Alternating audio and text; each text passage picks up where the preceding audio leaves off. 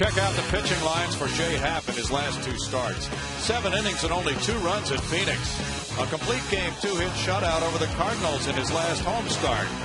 6 consecutive quality starts and 7 of 8 as an Astro. Jay Happ takes on the Dodgers next on Fox Sports Houston.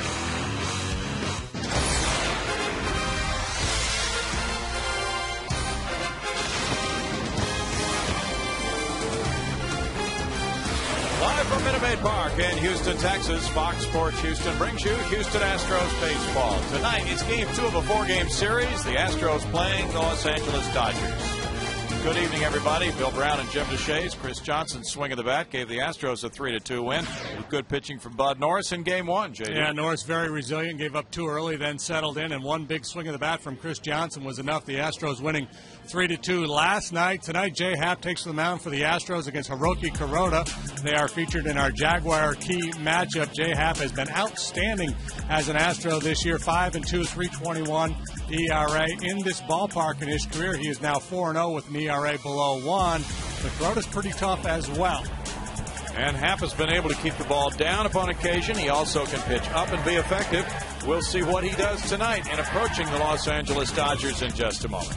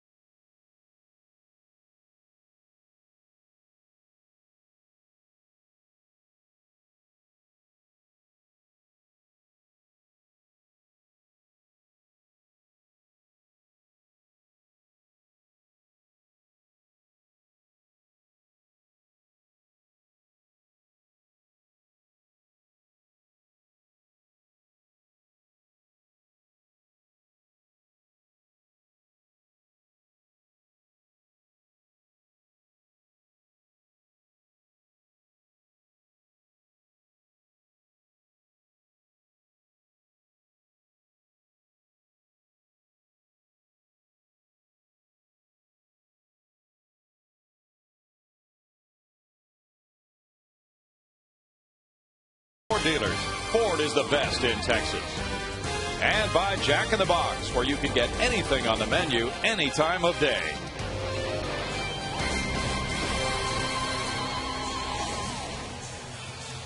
The Astros started the homestand very well last night with a 3-2 win. And now the Dodgers come out with their starting lineup, brought to you by Capital One. Rafael Furcal will be the leadoff man for Joe Torre, and he is playing shortstop. Second baseman is Jamie Carroll. It's Casey Blake at third base. Andre Ethier, the cleanup man, is in right field. It's Matt Kemp at center field. Reed Johnson in left. Russell Mitchell is at first base. Rod Barajas, the catcher for Hiroki Kuroda. Jay Happ takes the mound for the Astros tonight. That's generally been a very good thing since coming over in that trade for Roy Oswalt. You take a look at his last 3 outings, highlighting that middle performance August 30th against the Cardinals here. Complete game, 2-hit shutout. He followed that up with another solid effort in Arizona. 7 innings of 2-run baseball, 3 consecutive wins for Happ, who has pitched outstanding baseball here at Minute Maid Park. And defensively born in center. He's got Pence on one side, Lee on the other. Sanchez gets a start at George tonight. Brett Wallace back in there at first. Jason Castro will do the catches. This is the first career start for Happ against the Dodgers. He's worked only 1 game in relief against them. So it's a pretty smart battery there. You got a Northwestern guy in the mound and a Stanford guy behind the plate. Yeah. So with all that brain power, let's see how it works out with Rafael Furcal leading it off. Switch hitting shortstop, an all-star this year. Begins the night at 3:14. Happ delivers, and it's ball 1 to Furcal, who has 8 homers, 40 runs batted in, and a .378 on-base average for Rafael Furcal. He fouls it back, and it's a 1-ball, 1-strike count. Furcal 0 for 1 as a pinch hitter last night. And he has hit .272 from this right-handed side of the plate this year. He's tied for 7th in the league in batting average right now.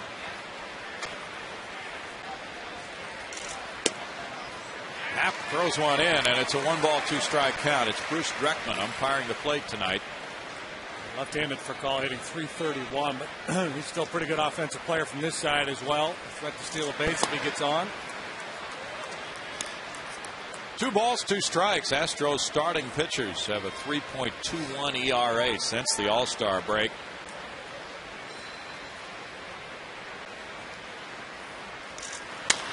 And it's tapped to the right side.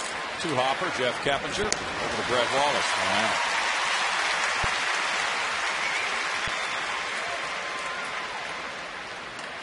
Veteran Jamie Carroll comes up next. The Dodgers are 12th in the league in runs scored. They're trying to snap a 6-game losing streak tonight. They've scored only 9 runs for Joe Torre in that 6-game losing streak. Yeah, just after the All-Star break, the Dodgers bats have really fallen silent. The pitching's been very, very good, but just not enough run support. Happ brings it in. It's strike 1 to Carroll. Carroll at .289 with no homers, has 21 runs batted in. He had 1 hit last night and also reached on an error.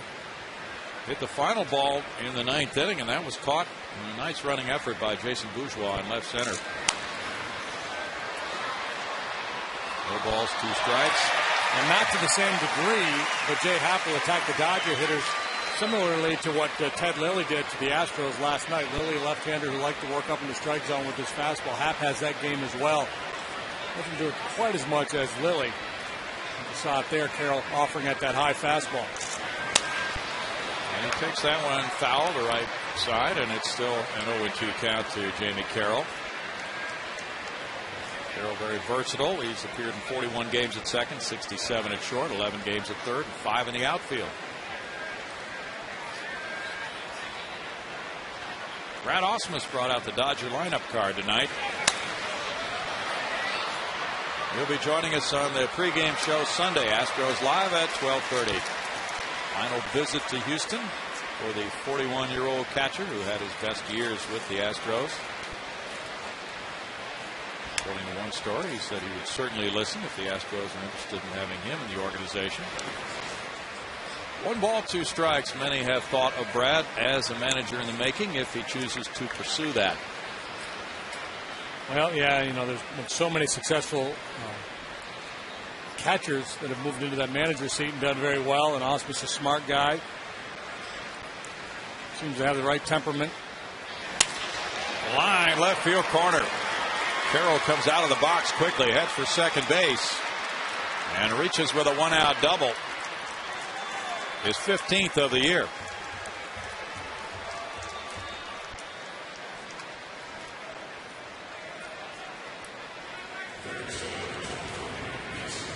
That gets the Dodgers started. They got 2 in the first last night. They're trying to throw a cut fastball in on him and just didn't get it in on the hand, stayed up and out over the plate. It's fastball, cutter, curveball, and a straight change. Casey Blake with 14 homers, 58 runs batted in as a runner at second with 1 out. There's strike one.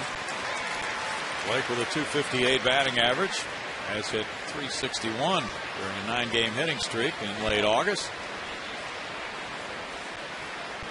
Blake was a pinch hitter last night. He struck out in the 8th inning against Mark Melanson. It's a 1-ball, 1-strike count to Casey. You see the box tracks pitch pattern for Jay Happ. Started at 80 miles an hour with 73 when it got to home plate. Straight changeup.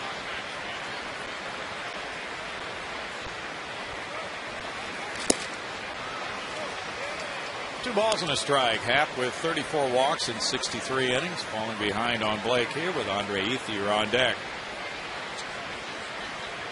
Blake has hit .306 with men in scoring position and 2 outs. 1 out in this instance. Dodgers have fallen 3 games below 500 for the year.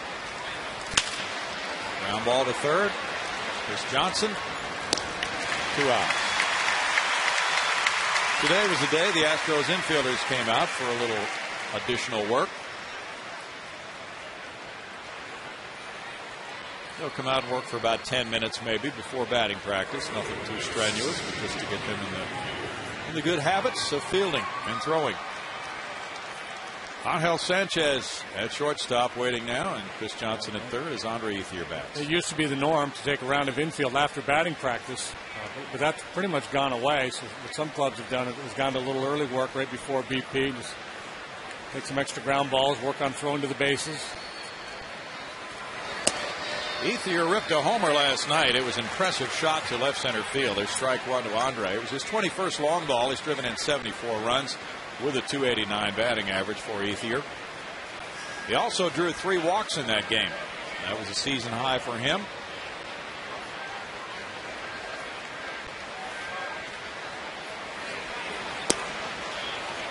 It's 1-1. Matt Kemp is on deck. Ethier, Kemp, James Loney, a trio of talented young players who have come along and really been important to the Dodgers. Loney played last night, but tonight it's Mitchell at first base against the lefty Happ. It floats high, and it's 2 balls and 1 strike. Dodgers are 18-23 in games started by lefties. This is game 2 of a 4-game series. The Dodgers swept a 2-game series in Los Angeles back in May when they were torrid at the time. Popped up on the left side. Johnson and Sanchez. Johnson with the 3rd out. No runs, a 1-out double. No problem for Jay Happ. The Astros up against Corona right after this.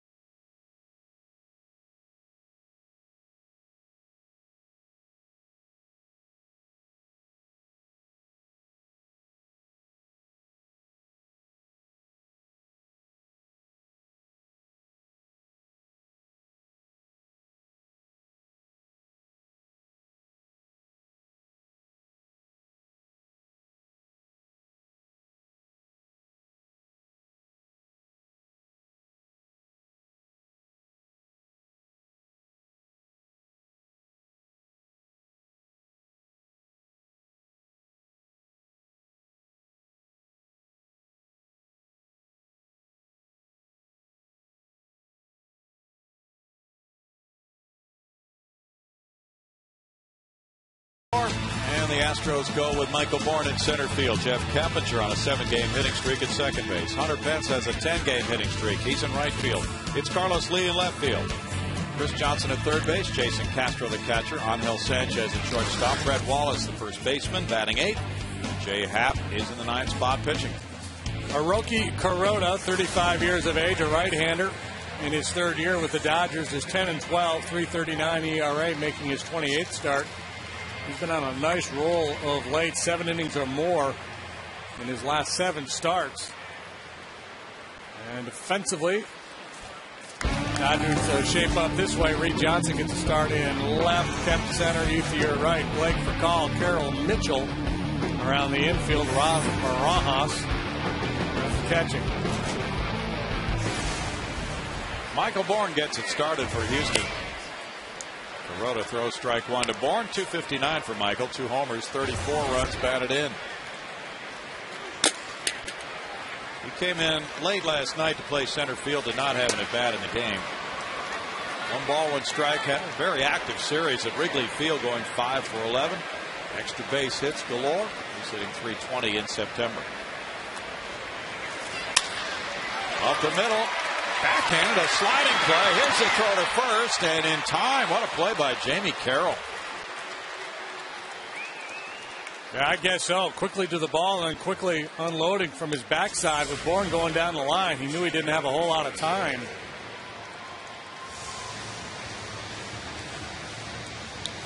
Pretty slick play there as he bounces up to make the throw. Plant foot slips on him, but still able to get enough on it to get him by just a whisker down there. That was amazing. That foot slip, that he still got the accurate throw off. Now Jeff Keppinger takes it. It's up, ball 1. Keppinger on the 7-game hitting streak has hit .345. His average at .287 for the season with 5 homers, 51 batted in.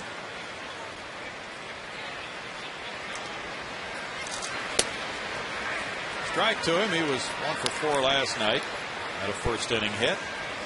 Astros won at 3-2 last night, out hitting the Dodgers 7-4.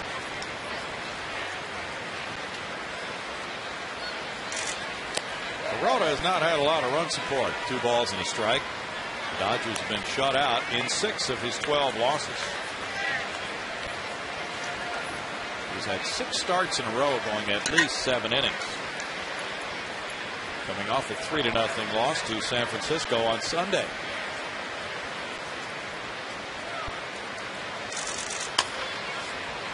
Foul ball, and it's a 2-ball, 2-strike count. Astros have won 14 of their last 18 and 19 of 27.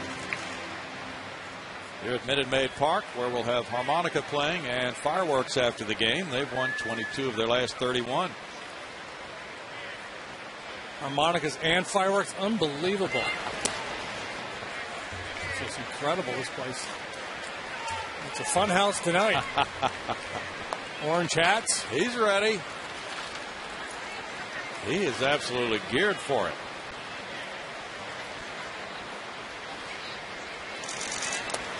In the dirt, and Keppinger takes a 1-out walk. Kuroda's kept the walks under control. That's his 44th in 170 innings. This is Kuroda's 3rd year with the Dodgers after a lengthy career in Japan. Very successful starting pitcher there with Hiroshima. Fastball, slider, split finger pitch. Hunter Pence has a 10-game hitting streak. 289 for Hunter, 23 bombs, 82 driven in. He's hit .395 during that 10-game stretch. Pitch out. Ball 1 to Pence. Keppinger has 4 steals in 5 tries. Dodgers have allowed 86 stolen bases in 119 tries. And when Hunter stole second last night in the first inning, that was the 40th consecutive steal against the Dodgers. But later, they caught Jason Bourgeois trying to run in the 7th. Fly ball goes out to right center. Andre Ethier calling. 2 outs. Now Rod Barajas doing the catching for the Dodgers tonight. Has thrown at 11%, 31 stolen, 4 caught by Barajas.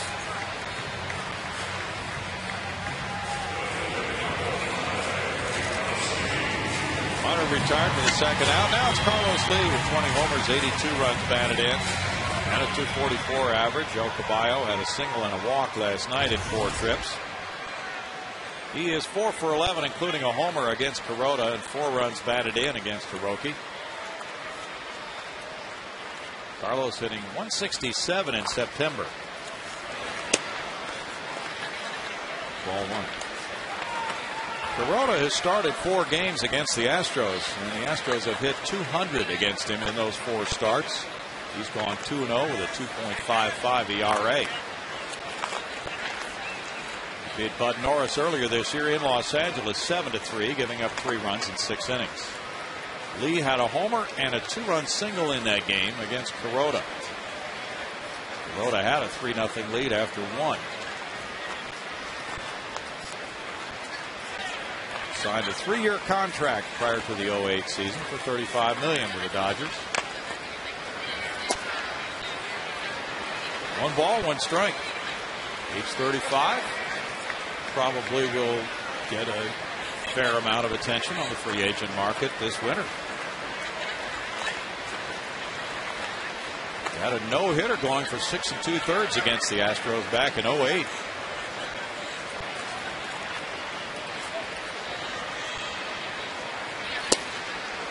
That one's just off the plate. It's 2-1. Wow.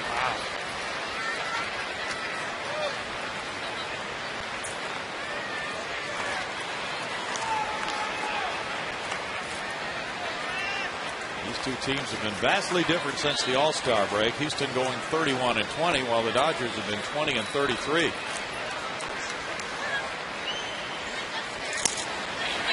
Strike makes it 2-2. Runner for the most part working away, fastball slider combinations, trying to stay on the outside part of the plate. Adjust to that Bruce Dreckman strike zone. I think they're thrown over here.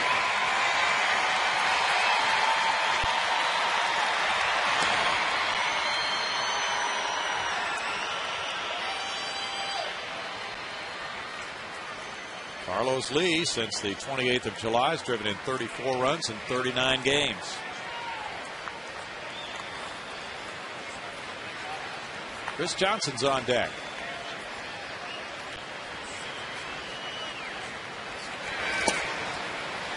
Off the plate, ball 3, and it's a full count now. For an automatic go for Keppinger at first base on the pitch. And first baseman Mitchell is being told by the bench to back up.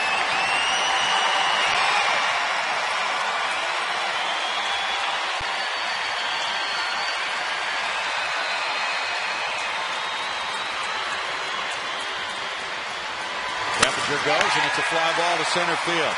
Backing on it, Kemp. Kemp way back, over the shoulder, catch on the warning track. A real bolt from Carlos Lee, but it's no runs, no hits, and a man stranded, and it's no score.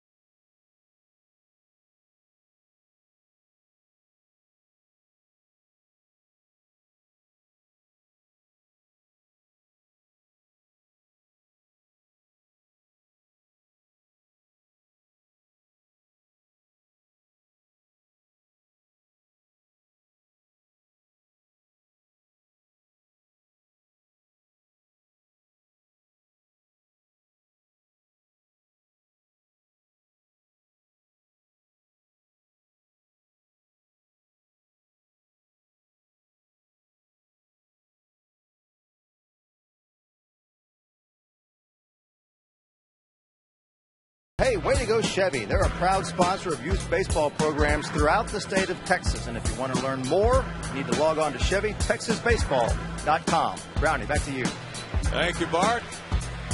A lot of people at the ballpark tonight. Many things happening. An attempt to set a world record for harmonica playing coming up after the game. Matt Kemp is leading it off in the second inning and taking ball one. 251 for Matt. 22 homers, 74 runs batted in. 0 for 1 last night as a pinch hitter. Leads the Dodgers in runs scored with 70, and he's tied for second in runs batted in. He pulls that one. Chris Johnson moves to his left. Guns him down, 1 out.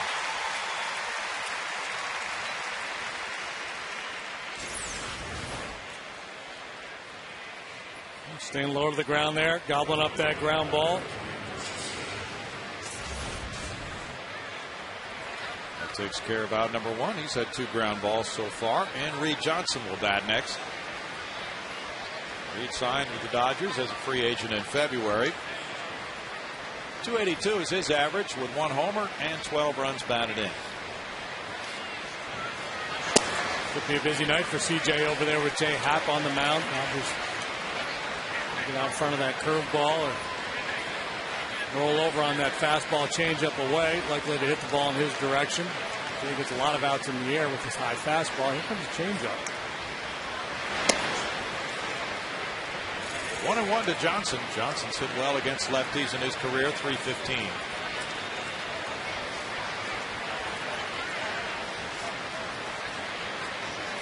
Seems to have a different program with the facial hair every time we see him.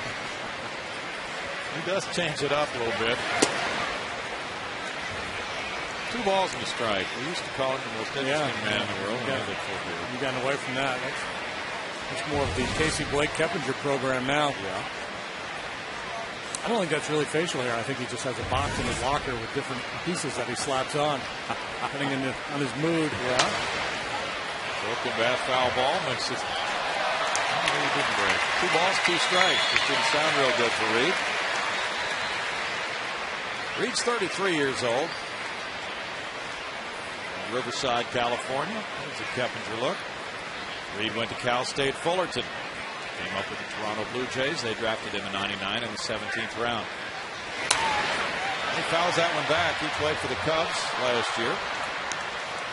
And in '08 as well. We've seen a lot of Astros pitching.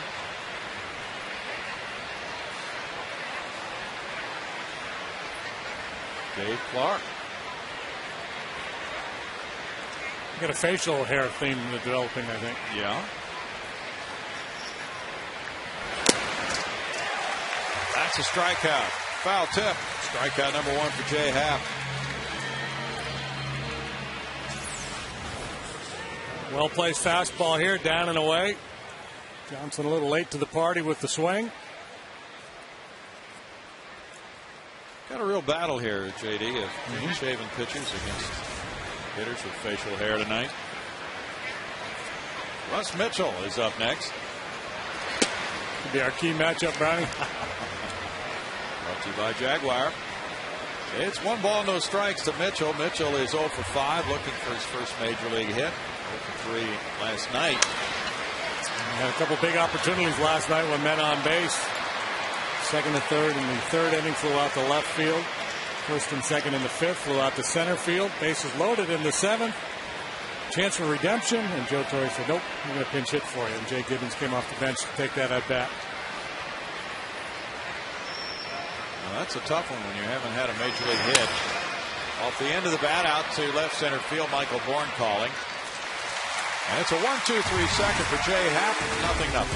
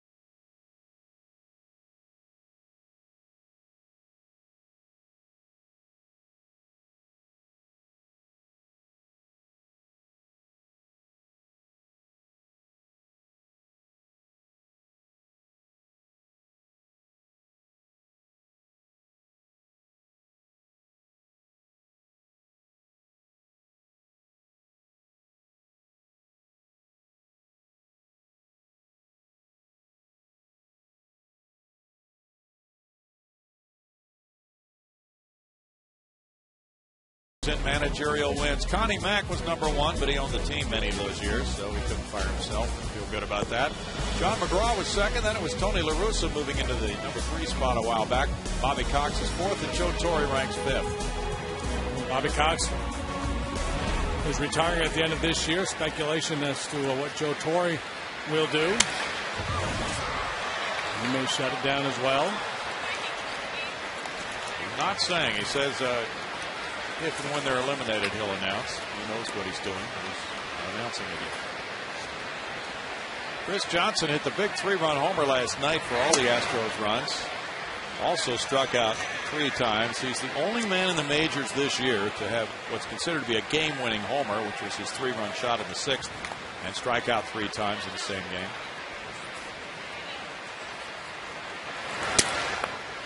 One ball, 2 strikes, and boy, what a great swing he had on that 3-2 pitch in the 6th inning. A long battle with Ted Lilly. Hit the ball a ton. 323 for Chris with 8 bombs.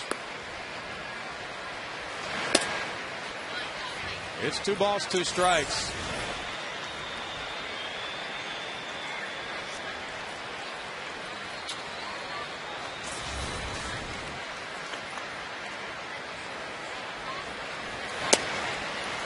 And a full count on CJ, who's walked 13 times this year.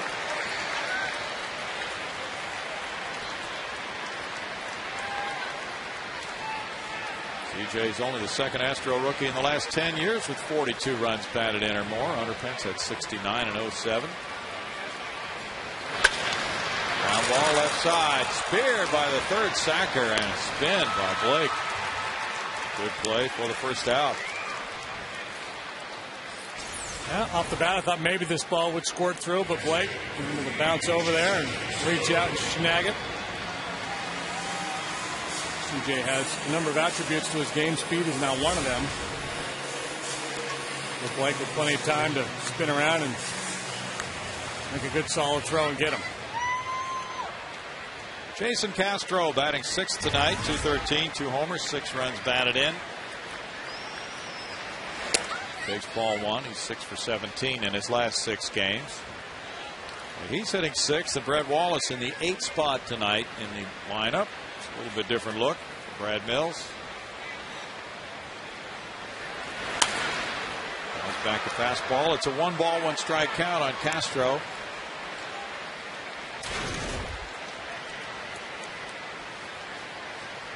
A lot of these fans will be sticking around after the game. Or we'll have the harmonica playing and then the fireworks after the game. Out to shallow left field. Here's the hustler for call. 2 outs. Got a nice jump and tracked it down. Yeah, you know, his biggest problem has been staying healthy the last couple of years. When healthy, he's a very dynamic player. Good hitter, good defender, great arm. Speed, he can do it all.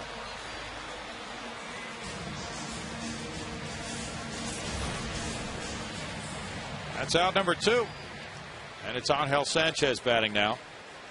4-game hitting streak for Angel. 6 hits in his last 14 at bats. Hasn't played since the Arizona series. He had a sore hamstring. That was 5 days ago that he last played. And there's ball 1. But he had some triples in that series. Did a lot of running. Had 4 triples this season with his .279 average, and has driven in 18.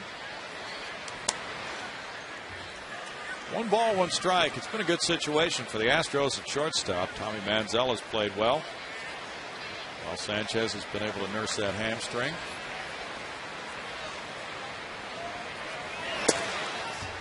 It's 2-1. Happy birthday to Colette Wyndham and also Bill Hedgeland.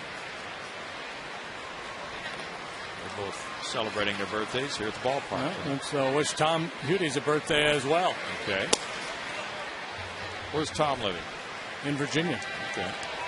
Father of Matt. Okay, that's right. 3 balls and a strike. Red Wallace on deck.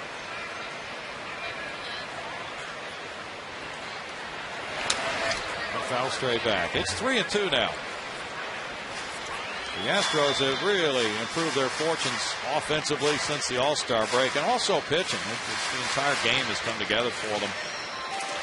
And there's Paul Bykowski, who directs a lot of our games.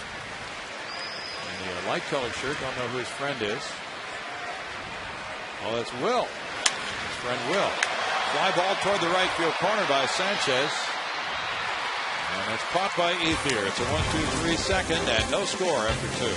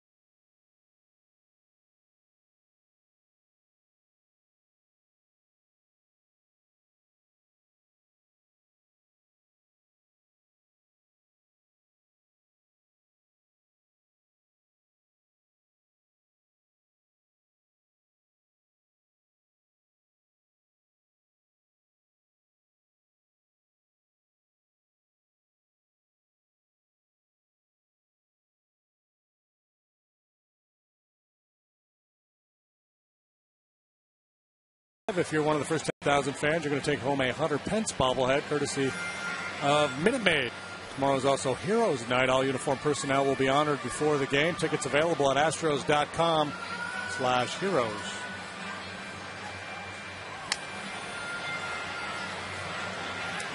Some of the uniformed Astros personnel visited fire stations today. Brad Mills, Jeff Keppinger, Jason Michaels, and Bud Norris. And the first responders and military personnel will be at those activities tomorrow night. Two jobs that kids dream of, little boys. Hey, I want to be a ball player. I want to be a fireman. That's right. We're probably having that discussion today. 232 for Rod Barajas, 16 bombs, 42 driven in for Rod. Hit a homer and had a big game in his Dodger debut at Milwaukee on August 24th. 3 for 4, 2 doubles, a homer, and 3 runs batted in. Wow. Hey. He laid out for it. Nice catch by Kincaid.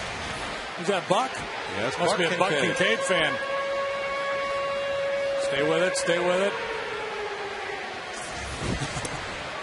A diving catch for the lady. 1 ball, 2 strikes. Speaking of heroes. Yeah. Buck Kincaid never dived for a ball like that, did he? You haven't seen Buck lay out for a while like that. They're taking a dive off his boat. 2 balls and 2 strikes. Kuroda is on deck for the Dodgers batting here. No score in the 3rd inning.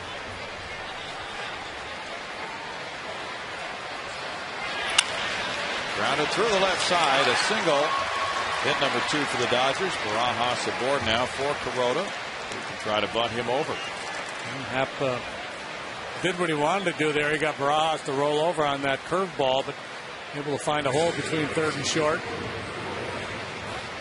Kuroda started the season 0 for 45 before getting his first hit against, of all people, Roy Halladay. And he'll tell you it's not quantity, it's quality. Johnson moving in at 3rd. The bunt goes first base side. It trickles foul. Well, he has 1 hit and 48 at bats right now, but he has 8 sacrifice bunts. Hey, I might not have many hits, but I've got Halladay in my book. There's a lot of broken bats scattered around the National League of players who can't make that claim.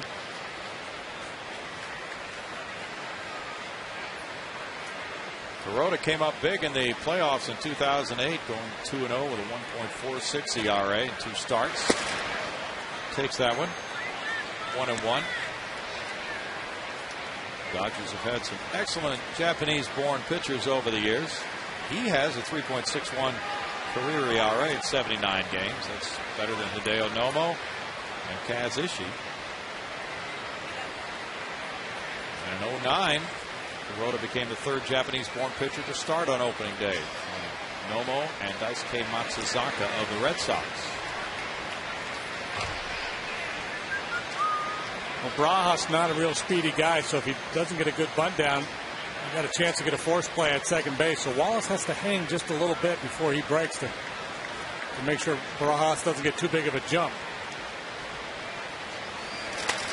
Wanted first base line. It stays fair, and Wallace tags him for the out, and the sacrifice moves Barajas to second. 1 out, not sacrifice. Nice job by Kuroda there. Because Wallace did have to stay put a little bit, and Johnson was coming so hard, the ideal bunt was towards the first base side. He got a little lucky there in that this ball stayed fair as it rolled right down the line.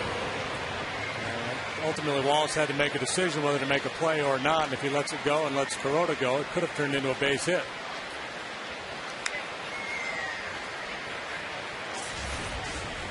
Rafael Furcal gets the RBI opportunity. He hit a 2-hop to second base, leading off the game.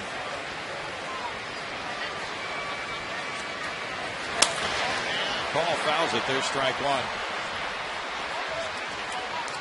Dodgers go on to San Francisco after an off day Monday, taking on the Giants.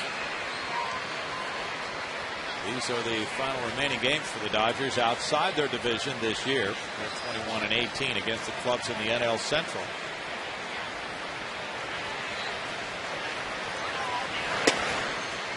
It's a 1-ball, 1-strike count. The big game in the West coming up later tonight, of course, in San Diego. The Giants and the Padres have another meeting in their 4-game series. Giants thumped it pretty good last night, didn't they? Yes, they did. Tonight it's Jonathan Sanchez against Clayton Richard. Line shot right field, charged by Pence. There's a stop sign at third for Barajas, and the throw comes into the plate. Now Barajas, a very slow runner, really could not be sent on that single to right by Larry Boa. So it's first and third and 1 out. And a key there for Hunter Pence, just make sure you get to the ball in good shape and don't mishandle it. And he does a nice job with a speedier guy coming. I think he comes a little harder after this one, but he knew it was Barajas, so he just took a couple of good measured steps and got himself into a good throwing position in case Boa decided to send Barajas. Giants, I was listening to that game for a little bit last night. The 6th or 7th inning had hit 4 home runs off the Padres. Yeah, Pat Burrell hit a shot off their Western Metal Supply building, high off the building. Strike to Jamie Carroll. He doubled to left. So San Diego leads San Francisco by 1, and Colorado trails by 3.5. Colorado at home against Arizona later. Hoping for another Rocktober. What is it about the Rockies late in the season? Steal of home wins it for them yesterday. Yeah, they get on a roll there. It gets a little crazy out there. I bet it does. Coors Field. They have won 7 in a row now.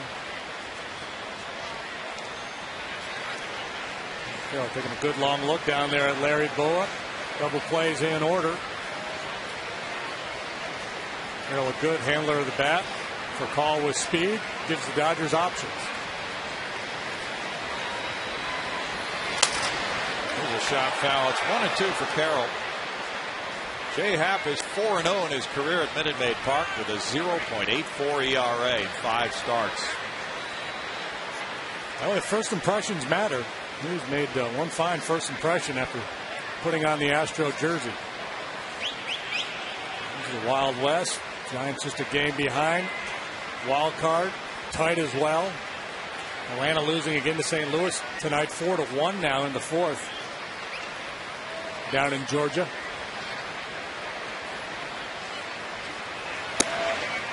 It's 2 balls, 2 strikes. Well, the Reds' lead is now down to 5 over St. Louis with their 5-game losing streak. Now the Reds need a win tonight in the worst way. They've been scuffling. They were just swept by the Rockies. They've lost 5 in a row. If they don't win tonight, what I'm guessing is a fairly tight clubhouse is going to get a little bit tighter. They're beating Pittsburgh 3-1 in the 5th. Foul back. See that note on Joey Votto? I did not. Joey Votto has reached the 100 RBI mark for the season. The Reds have had his leadership, and they have a 5-game edge on St. Louis. He became the first Reds infielder to drive in 100 runs since Joe Morgan in '76. Wow, hard to believe, isn't it? Larkin hit at the top of the order a lot. I'm guessing he probably had 80, 90 RBIs a lot.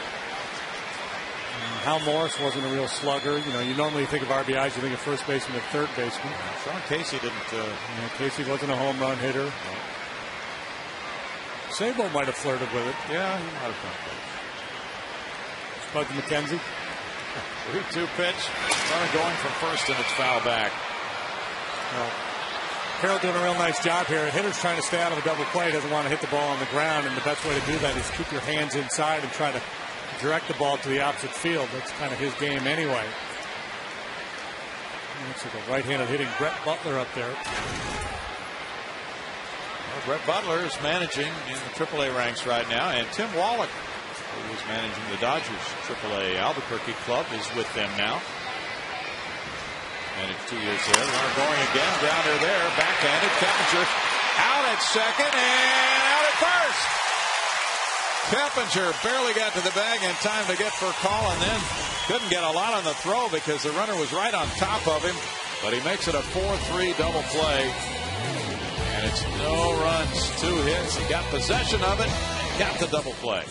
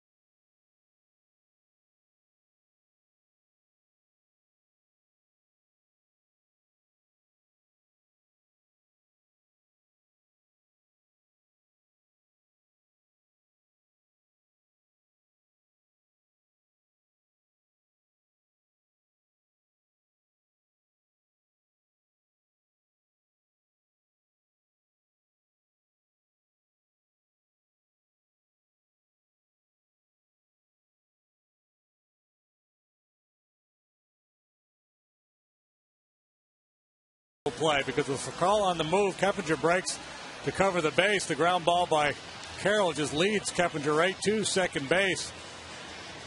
Just ahead of Fakal and then just ahead of Carroll there at first.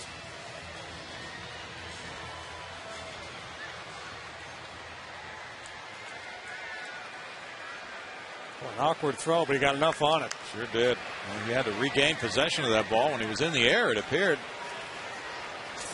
Big double play, keeps the game scoreless. Bottom of the 3rd inning. Fred Wallace leads it off. Wallace turns on one and he fouls it, strike 1. Seeing the inside fastball from Kuroda, and that's been the pattern Pitchers have followed against Wallace quite a lot. 196 for Brett, 1 homer, 7 runs batted in. Yeah, in Chicago the other night, they left him one out over the middle and down a little bit, and he hit in the broccoli up there in straightaway center field. His first major league home run. And that's what's going to happen. They pitch him in, so he's kind of wise to the fact that they're trying to bust him in. He put a good swing on that first fastball, and then they throw him the off-speed pitch in the same area and catch him out in front. First time he's hit 8 this year.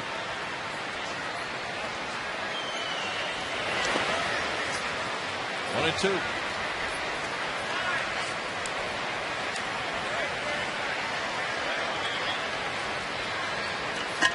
Joe Saunders going for Arizona tonight in Colorado against Jorge De La Rosa.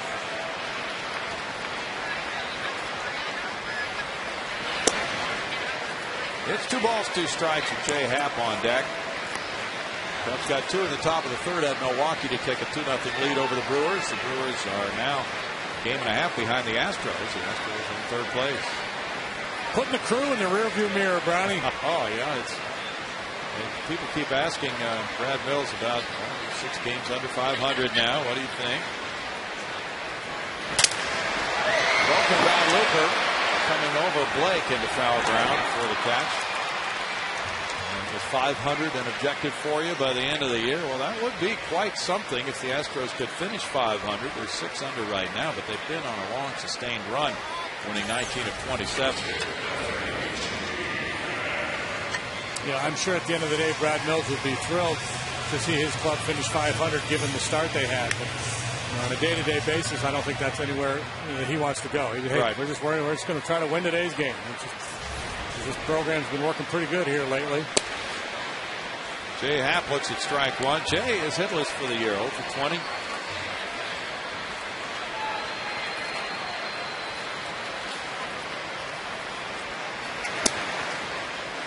Delivers, and it's no balls, 2 strikes with Michael Bourne coming up next.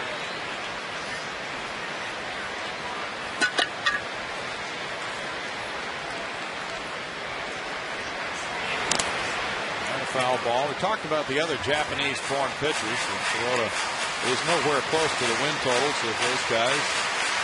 The Hideo Nomos and the Kaz Ishis of the world. But nonetheless, there's a career ERA, 3.61, pretty respectable. He was 8 and 7 last year, only made 20 starts. 1 and 2 in 08. He was 9 and 10 with a 3.73 earned run average. Won a game in the division series, won a game in the league championship series that year. Nomo won 78 in his career. Ishii also won 78 for the Dodgers.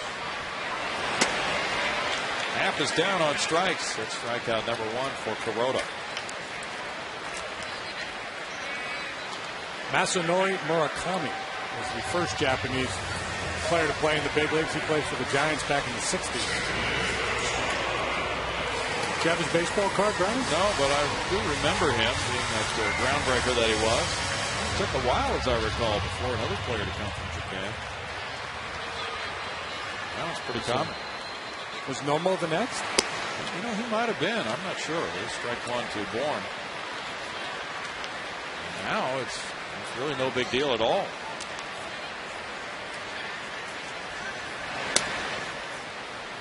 One ball, 1 strike to Michael. Michael's a .220 career hitter against the Dodgers. Harmonicas are being tuned up. Yeah, parents are probably thrilled with that. 1 ball, 2 strikes. Better than a Vuvuzela. Yeah. You know, this has to be authenticated tonight, this world record. Harmonicas, but everybody has to drop off a certificate on their way out to authenticate it. That they actually played the harmonica? Yeah. Carroll to his left. Flips over to Russ Mitchell, and so far through 3, no hits for the Astros. Corona and Happ, 0-0.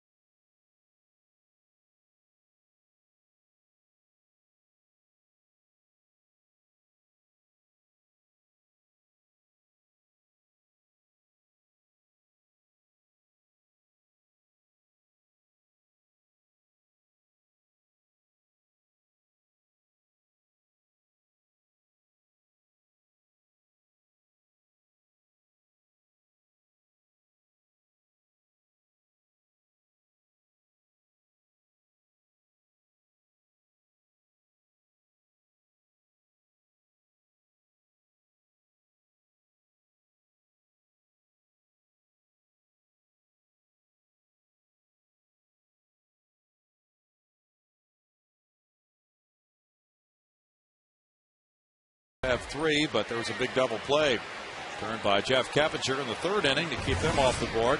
Now Casey Blake leads it off in the 4th. He grounded out to 3rd earlier. Jay Happ delivers, and it's ball 1 to Blake.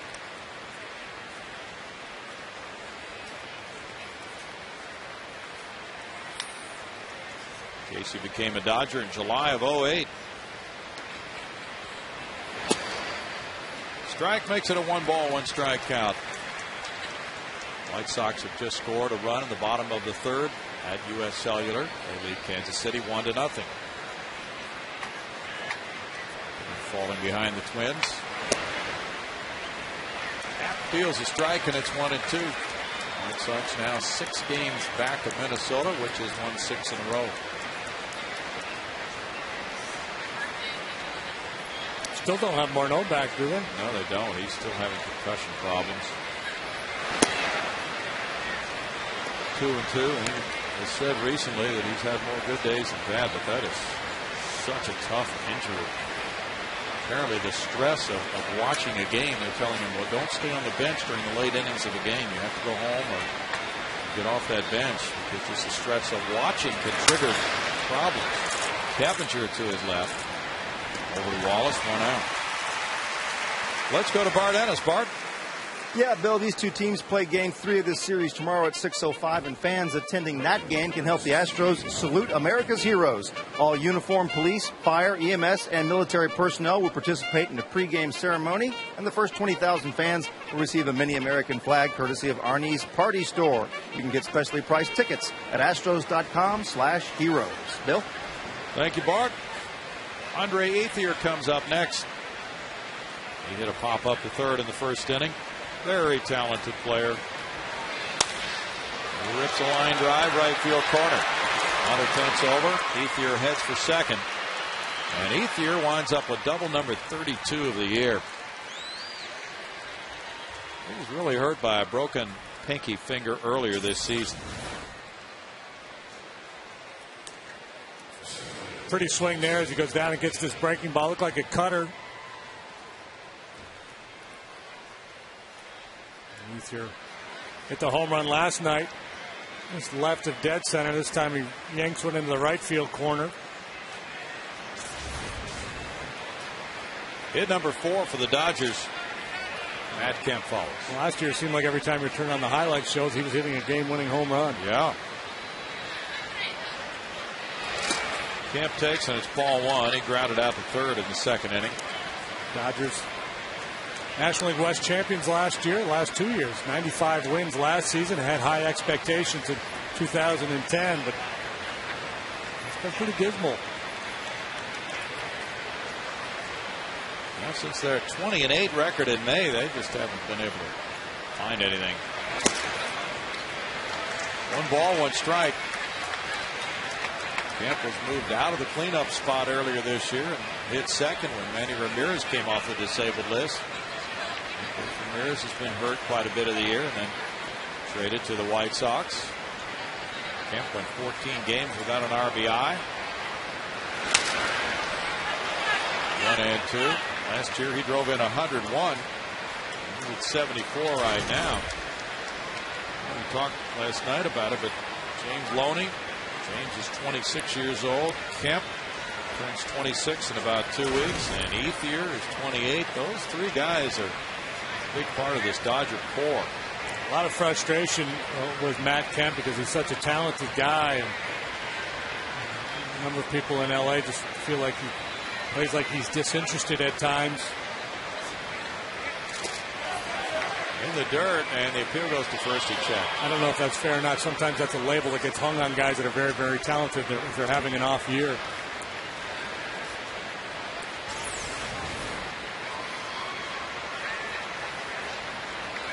Over the last couple of years, he's been, well, it goes back to when Jeff Kemp was there. Right. J.K. called him out. Larry Boas called him out. Ned Colletti, the general manager this year, called him out. Didn't like his effort on defense.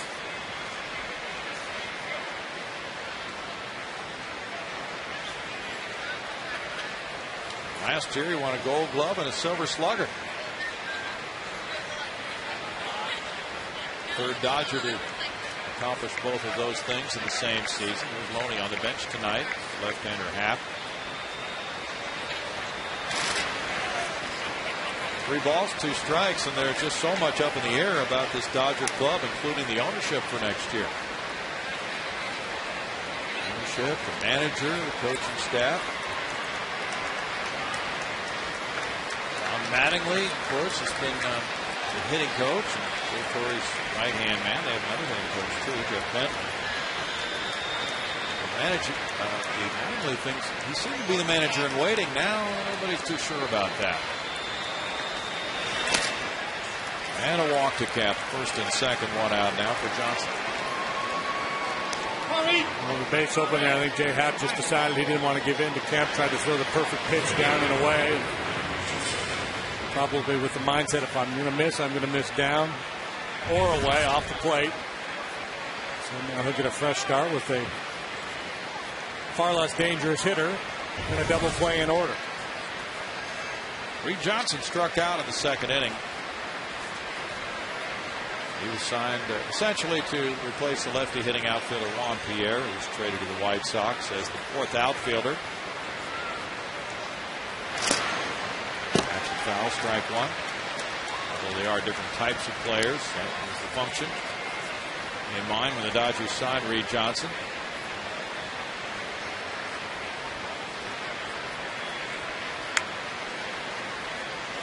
They're playing a difficult division as far as trying to hit the pitchers. The rotations that the Giants have, and Padres, and Rockies. We saw some pretty good starters in Arizona too. So it is understandable that they would be down offensively given this year. The pitching seems to be good everywhere relative to recent seasons. And certainly with those rotations out west, you can understand why the Dodgers have struggled to score runs.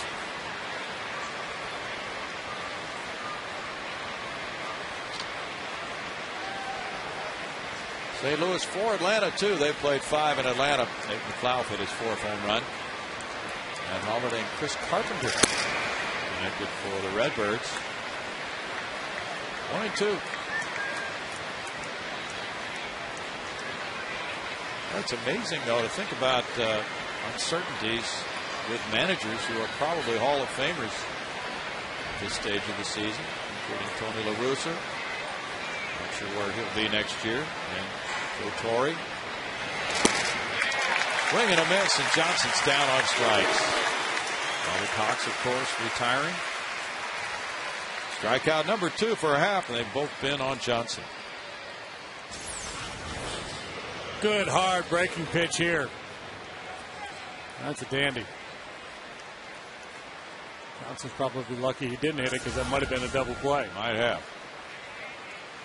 Russ Mitchell, fly ball to center. You know, I Googled Joe Torre earlier, and one of the first choices that came up was Joe Torre Cubs. So people are talking about it out there in cyberspace. Could be quite a managerial merry-go-round this winter.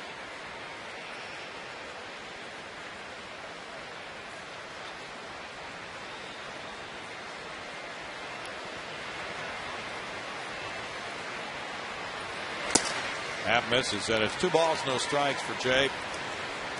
Well, the Astros starting pitching, 2.45 ERA the last 29 games has really brought that team ERA down. It was 4.43 at the All-Star break. It's down to 4.03 now. And the bullpen too. The last 3 games, 9 shutout innings for the relievers. Strike makes it 2-1. Brad Mills said he has confidence in a number of guys in the bullpen, so that way he's able to spread the work around, keep people fresh. Yeah, I don't know what the bullpen will look like next year, but there's enough depth out there now. You feel pretty confident that it's going to be a good one. Hey. 3-1 to Mitchell. Wow, that must have been just low. Or right on the corner, on the knees. Right there, down there in the Charlie Weaver box. Yeah.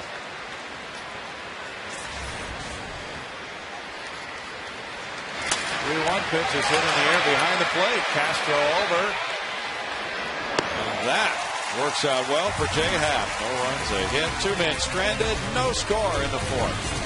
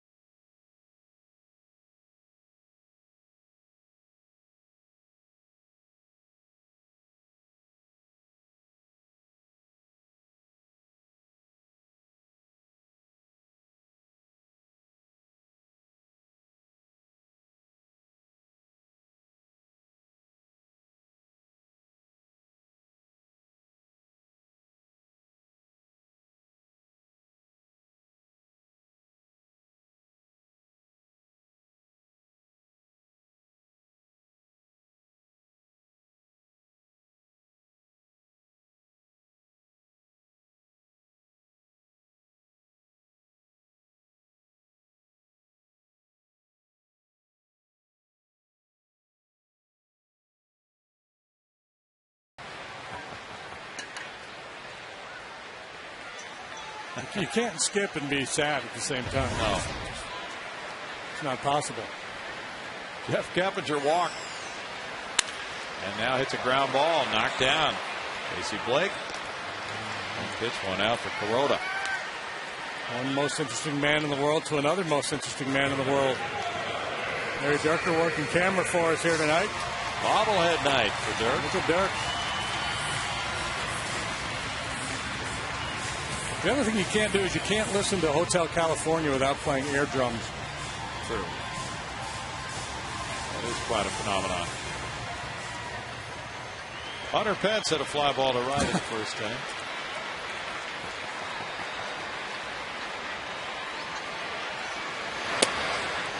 Takes a fastball right there at 91 miles per hour.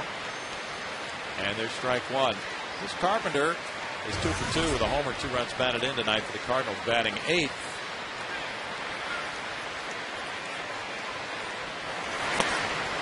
Well, he took the one he might have wanted to swing at, and he swung at the one he maybe should have taken, and it's 0-2. Pitching 1-on-1. Good darter here. The split finger pitch is disappearing on Hunter. Now you see it, now you don't. And he climbs the ladder. Look where he's gone, though. Like one right there in the middle to get ahead. Yeah. And then the splitter down, and then he gets her looking down or thinking about that pitch, and then he comes upstairs with the fastball. This guy has a pretty good idea what he's doing.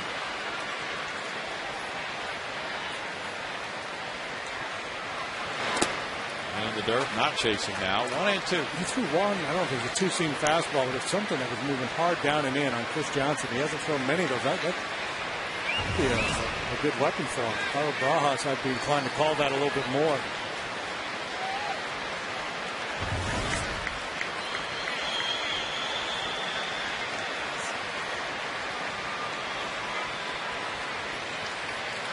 Mike Minor started tonight for the Braves. He's given up 4 runs in 5 innings.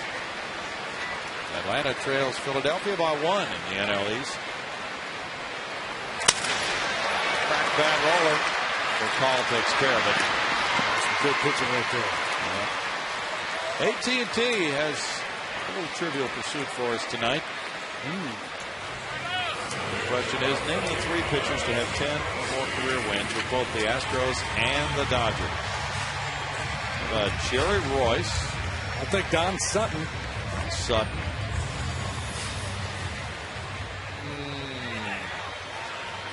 Have to think about that. Carlos Lee hit a drive to center field, caught by Kemp. And now in front of Kemp, he comes in center field, and it is a pop fly hit. Well, he scorched the ball in the first inning. Kemp caught it over the shoulder, and he just loops one behind second. Smart hitting there. First hit for the Astros. He hit him some tough luck the other day in Chicago, so he gets a little back here.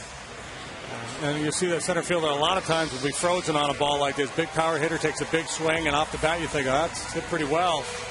And by the time you recognize it as a blooper, it's too late. I would imagine Joe Torre would appreciate a little more of a burst there from Matt. Yeah, I think so.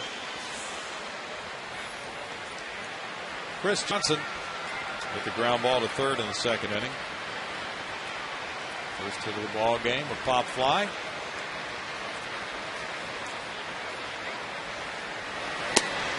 There's strike one to CJ. Castro's on deck.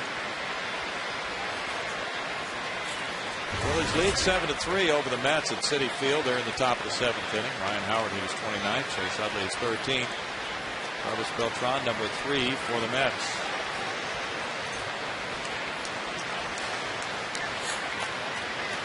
Important for the Mets that Beltran show well here the final weeks of the season, because they owe him a lot of money if they're trying to deal him. Somebody might bite if he plays well. And you see there is kept hesitating before coming in, and I guess that was the ball he just wasn't going to get to. How about Claude Osteen? Did he win the there's another games of both clubs? Maybe. No balls, 2 strikes. You can't count Bert Hooton's wins as pitching coach, can we? No, we can't. Wish we could. Roy Halladay's pitching for the Phillies. Andrew Mejia got the start for the Mets. He gave up 6 runs in 4 innings.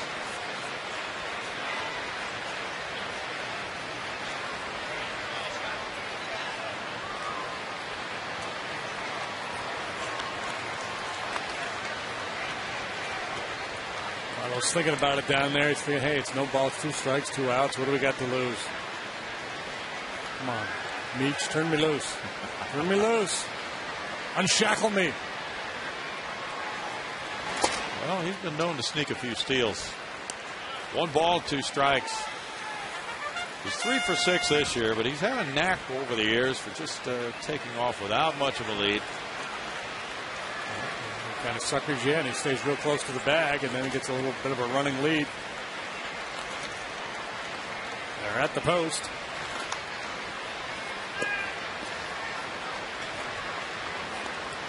He's edging off first. And this one bounces away from Barajas. Lee will take second base on a wild pitch. Steve tells he's just getting in the Kuroda's head out there. Well, he was ready to go. And then he just set sail once that ball bounced. Kuroda trying to get CJ to chase. First the 0-2, then the 1-2. Wild pitch allows Carlos to move over. Now CJ, maybe we'll get something he can put in play here.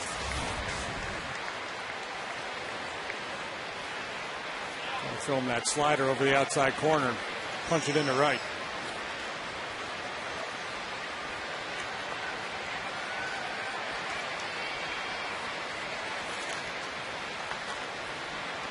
Castro's on deck.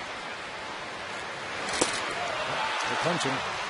And that ends the 4th inning. Strikeout number 2 for Kuroda. No score.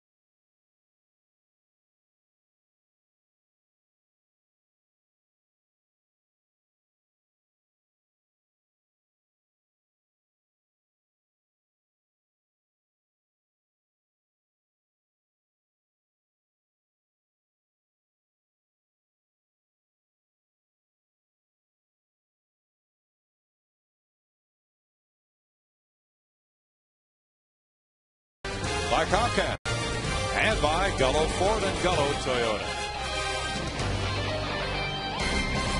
It's 0-0. The Dodgers have had more opportunities. They've had 4 hits and a walk. The Astros have managed only 1 single and a walk through 4. Jay Happ got a big double play ball in the 3rd, hit by Jamie Carroll, and he worked out of 2 men on, 1 out trouble in the 4th. Now it's Rod Barajas facing him in the 5th inning. Barajas singled to left in the 3rd inning.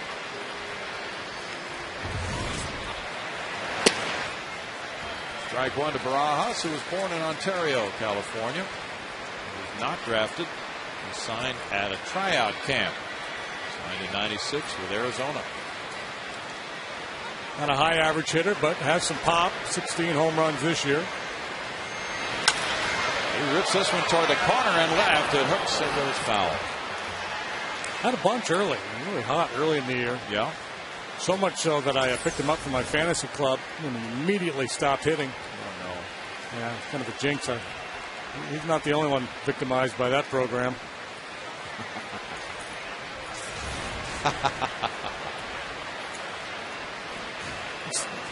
It's like a dark cloud over many players this year. Oh, no, I don't want to be on JD's team.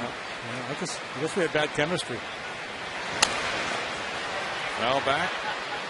No balls, 2 strikes. Blew up in the lab, huh? That's the problem with these fantasy teams. They tend to look at track records and assume that those are going to continue. Now, if only you could have picked up Carlos Gonzalez. Yeah. Who knew that he was going to explode on the scene? He had shown some tendencies, but nothing like what he's done. Yes, sir. Nice play, young man.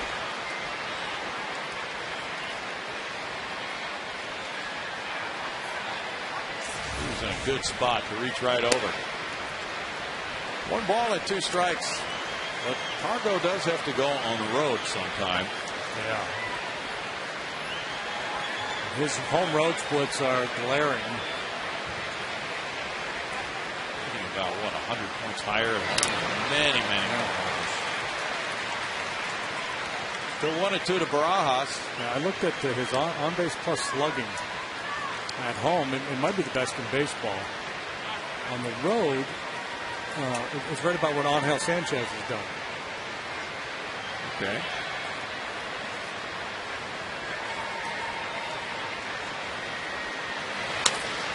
Line to left field. He went down and hit a low pitch for a 2-for-2 evening.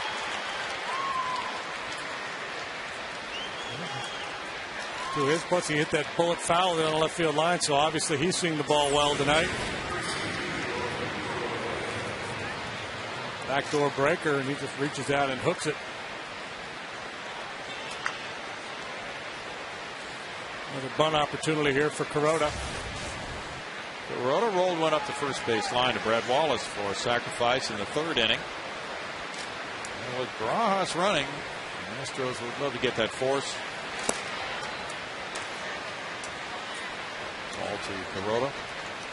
Gives them a little bit more time, and the bunt has to be a little bit better by Kuroda with the catcher running.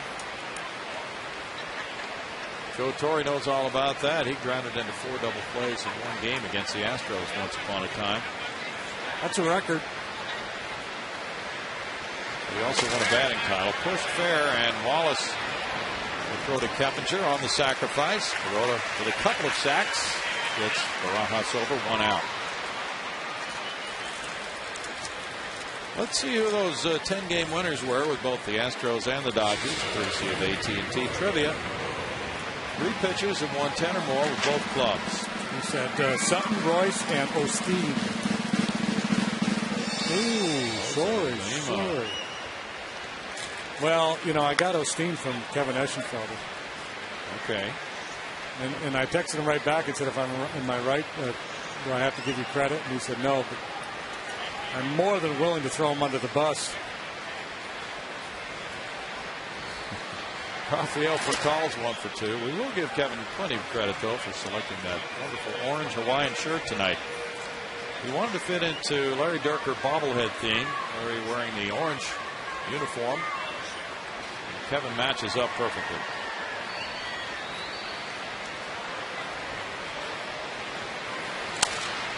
Fouled away, and it's a 1-ball, 1-strike count. Tampa Bay got 6 in the first at Toronto and leads now 8-6 in the bottom of the 7th inning. So close, Kevin. There's that orange shirt. So close. Claudio Steen, a 9-game winner for the 1974 Astros. Kevin, we're going to give you credit.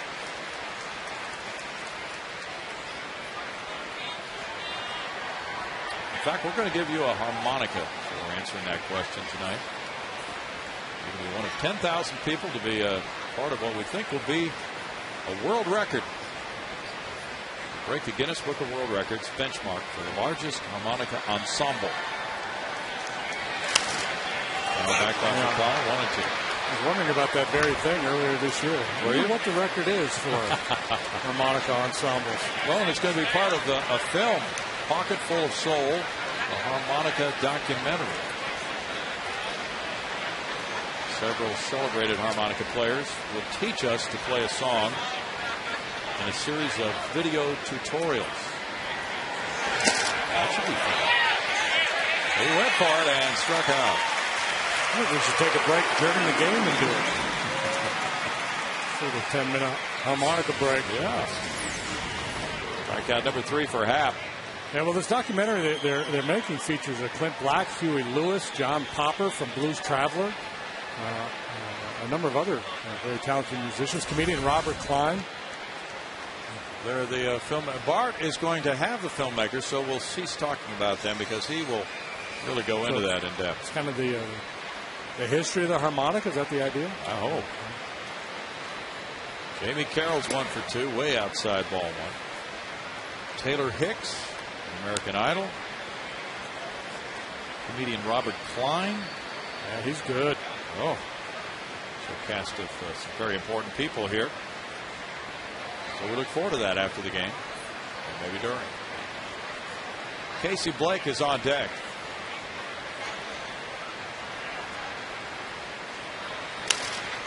Foul back, and it's a 1-ball, 1-strike count.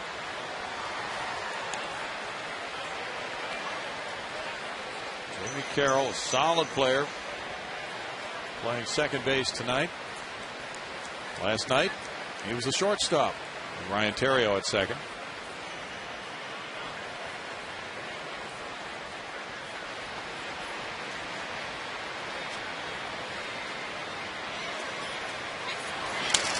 And it's fouled away for a 1-ball, 2-strike count on Carroll.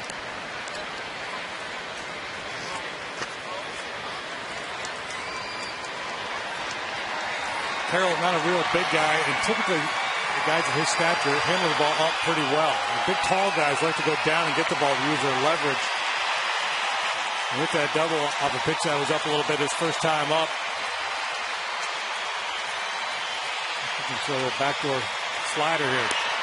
Not a bad try. I would try just a good fastball down and away. Maybe straight changeup. The Astros have gone 22-9 at home since the 23rd of June. Only Colorado has a better home record since then. Jerry Happ waiting for some offense tonight. Trying to make it 5 shutout innings to start this game.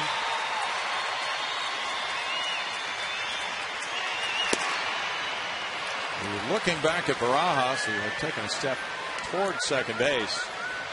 3-2. Trying to cut into his lead a little bit here with 2 outs in the inning.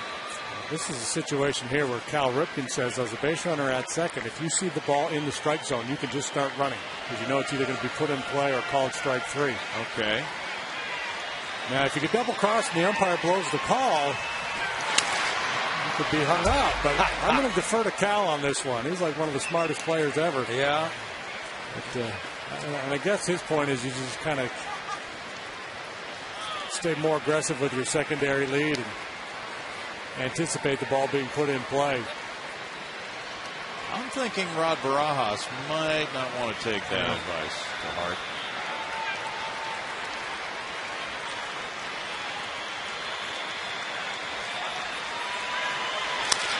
Line drive left field. That'll loop in for a hit. Barajas around third, coming to the plate, and it is 1-0. Carroll with a looping single gets his 22nd run batted in.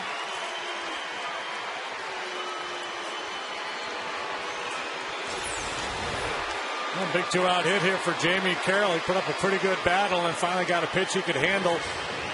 A soft line drive into left field. Barajas with 2 outs, moving with the swing, scores easily.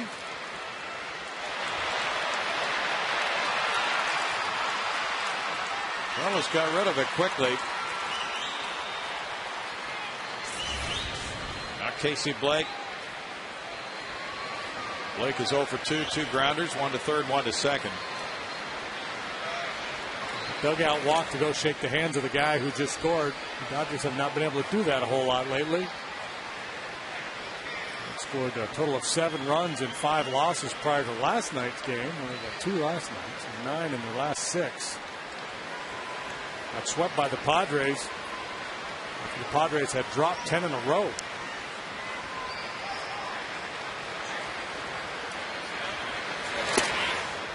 Strike, and it's 0-1 to Blake. The Dodgers have been shut out 16 times this year. Happ shut out the Cardinals on 2 hits in his last home start. Prior to that, his previous home start gave up 2 runs in 6 innings to Pittsburgh. 1 ball, 1 strike.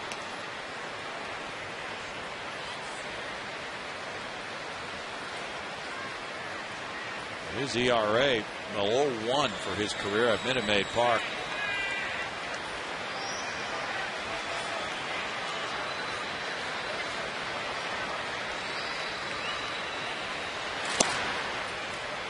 Blake takes ball 2. Florida leads at Washington 3-0 there in the bottom of the 8th inning.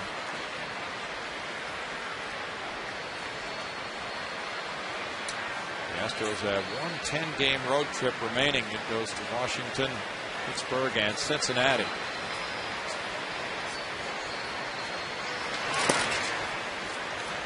Now 3-1 to Blake, and Jay Happ trailing 1-0 here, tries to get the number 3 hitter.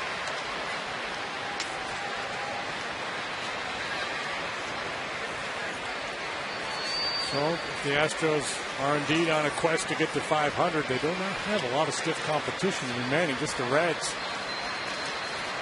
The only team on the schedule with a winning record.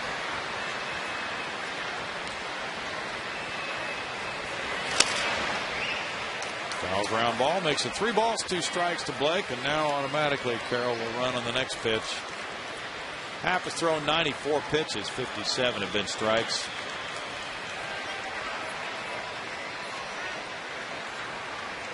Astros don't think Blake is likely to exploit the hole between first and second, so they're going to hold Carroll on here just to try to tighten him up a little bit, make it tougher for him to score on an extra base hit.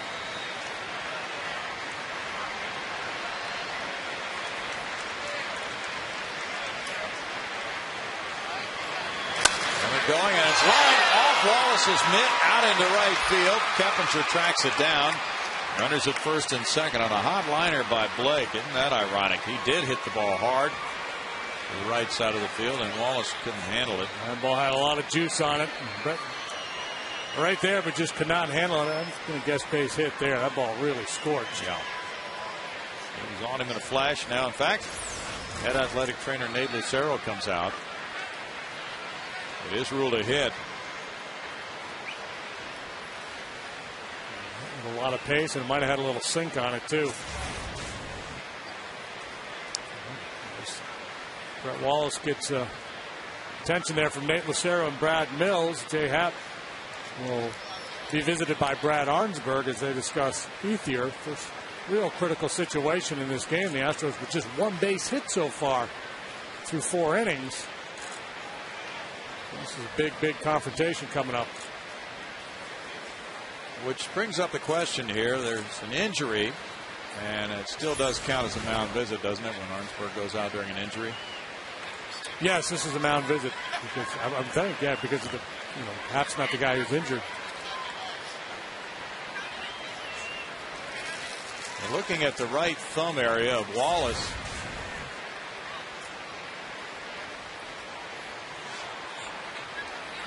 And he'll stay in. With 2 on, 2 outs, and Ethier the batter. Ethier lined to the right field corner in the 4th. He's 1 for 2.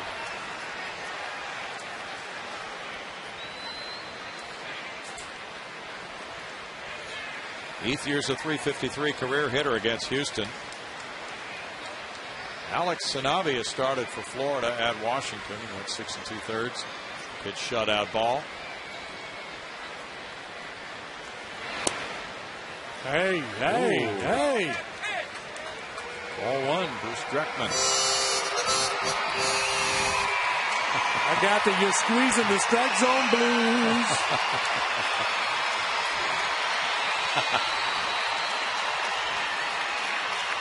No practicing allowed now.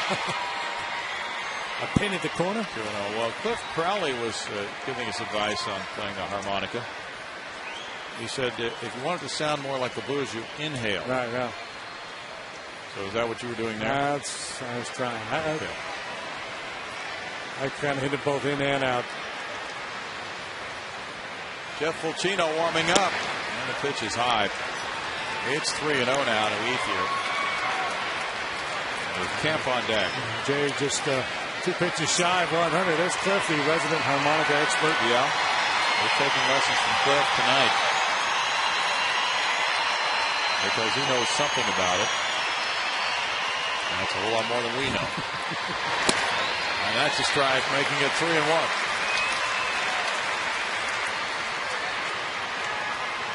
Jay Happ struggling. He's at 99 pitches. 3-0 there, a bit of a freebie, but you can be sure that Ethier, they're looking to turn it loose here if he gets a fastball over the plate.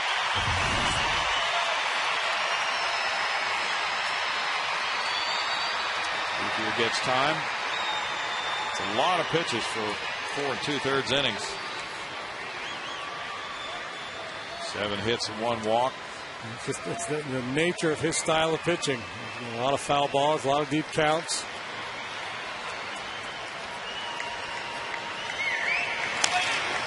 On the air, foul and out of play. 3-2 to Ethier, and now the runners set sail. Ethier may have gone out of the zone a little bit in that cut fastball. That gentleman is very glad he did.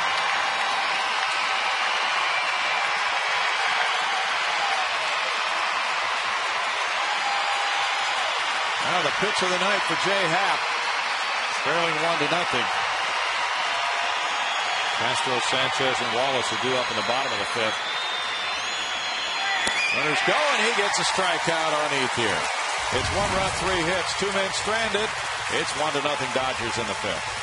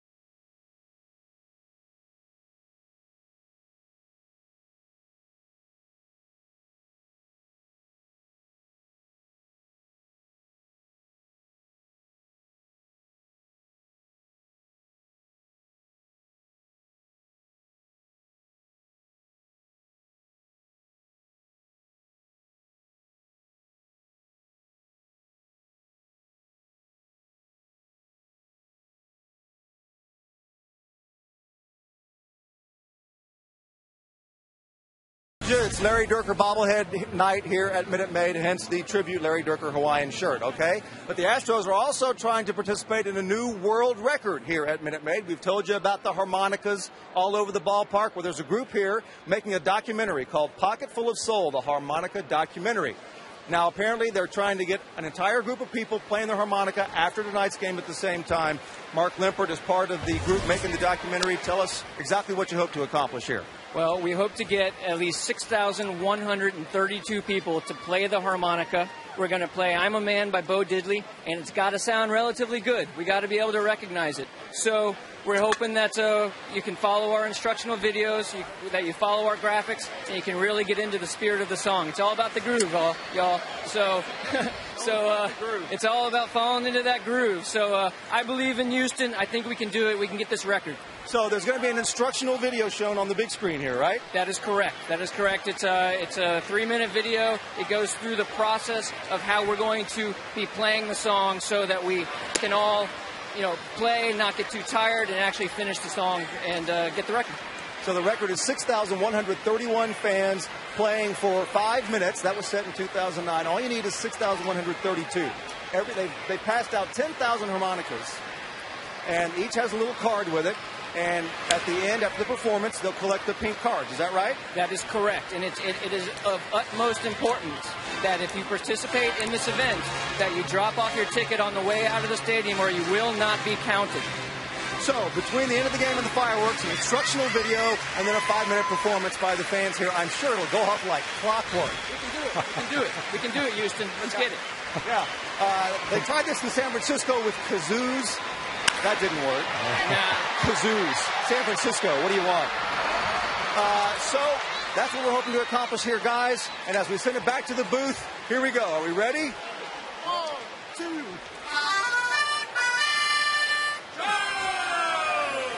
Back to you guys. Great job, Barkle. We have a problem. Uh-oh. This song is I'm a Man by Bo Diddley. Uh-huh. I'm a Man by Bo Diddley, yeah. We don't know Diddley. Bo knows Diddley. Bo knows Diddley. Okay. That was a foul fly ball caught by Johnson outside the left field line off the bat of Castro. Now here's Sanchez bunting and fouling at strike one. This was trying to do anything to get something going against Kuroda here, who's allowed just the 1 base hit to a bloop single by Carlos Lee last inning.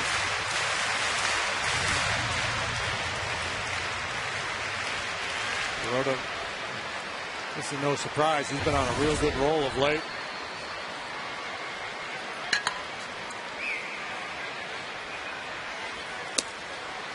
It's a 1-ball, 1-strike count, and he is needed only 65 pitches through 4 1/3 so far.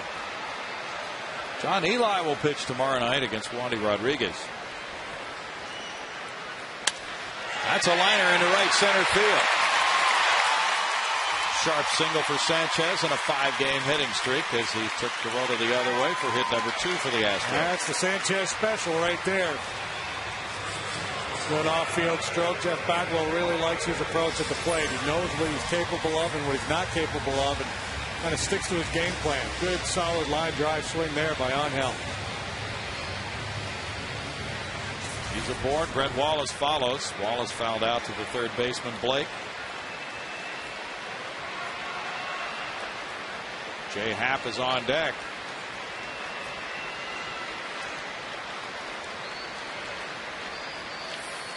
Wilton Lopez is warming up for Houston. There's ball 1. And Sanchez is getting a little frisky there. Ready to advance on a ball in the dirt. Got a look from Rod Barajas.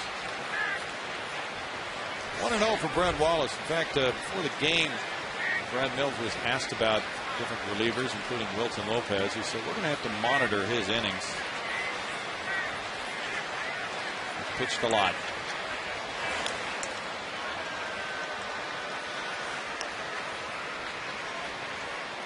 It's 1-0. Sanchez has not attempted a steal. Astros are getting ready to pinch hit for Happ if they need to.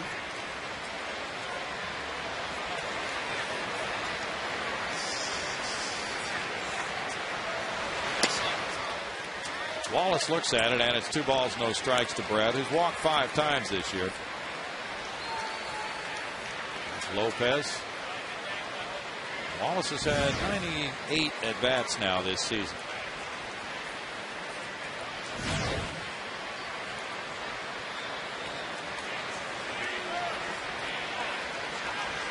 He did not walk a lot in the minor leagues either, but he hit for a very high average there. Smacks a line drive to right center field. 8th year over.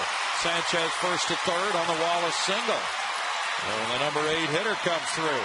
And it's first and third, 1 out. And Jay Happ is due up next. But we see a pinch hitter coming out. Ryan Bogusevic.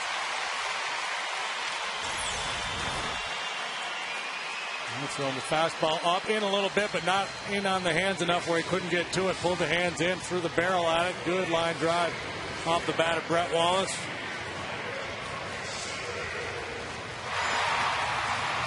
Sanchez first to third. And Happ was going to give you 1 more at the most with his pitch count, so certainly makes sense to pinch hit here. Try to tie it up at the very least. Good at bat for Wallace now. First and third, and Rick Honeycutt, the pitching coach, comes out. Ryan Bogusevic, who went to high school in the Chicago area, attended the same high school, attended by 8 different Chicago mayors down over the years, including the 2 Dailies. He said, well, we've had a few professional baseball players from there as well. What high school is that, Ben? I don't know the name of it. Let's see if we can find that. Joe Torre more interested in the scouting report on Bogusevic. He comes up with runners at first and third and 1 out. A situation in which a fly ball can tie it if it's deep enough. And Bogusevic, as an Astro, is 1 for 6. As a pinch hitter, he's 1 for 2. Bogusevic went to De La Salle High School. Okay. He went on to Tulane University.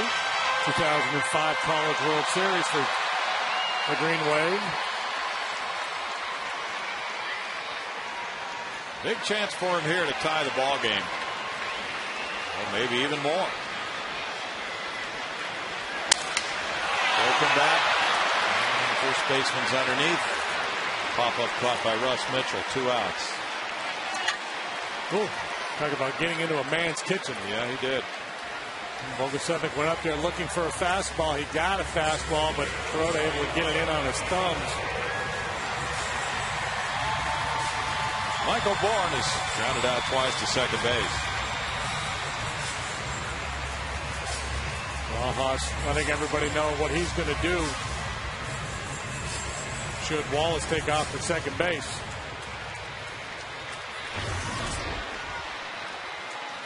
Now Michael gets a 2-out opportunity. He's hitting .275 with runners in scoring position. First and third situation, 2 outs. Sometimes, especially if the hitter gets down in the count, you'll try to steal a run with a double steal. The Astros don't have the right personnel in place really to try to pull that off.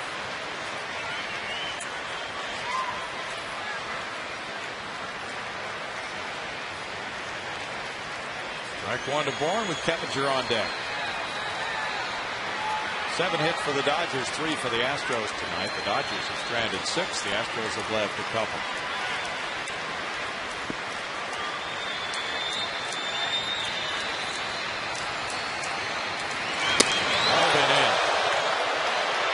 Sanchez was moving up the line a little bit and caught the eye of Kuroda.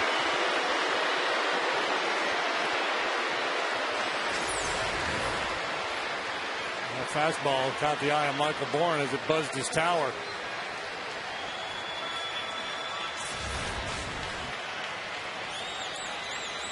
Five of the Astros' last 7 games have been decided by 1 run. They've won 4 of those 5, including last night 3-2, coming from behind.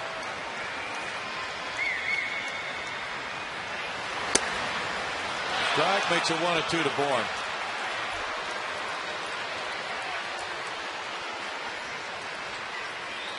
Jay Happ, who left for the pinch hitter, went 5 innings tonight, allowing the Dodgers 7 hits, 1 run. He walked 1 and fanned 4. Because we're inclined to try to steal a run. This is a situation where you do it down a couple strikes in the count.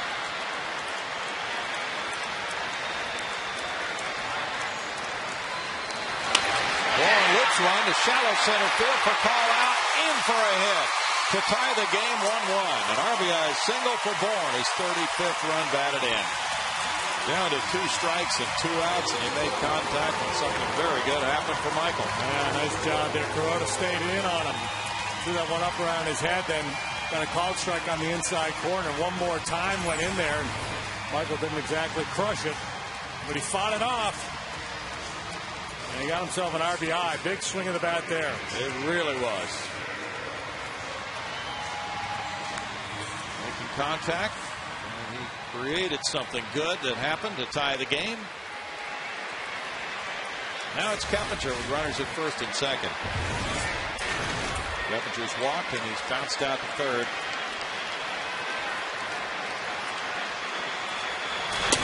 Way outside, ball 1.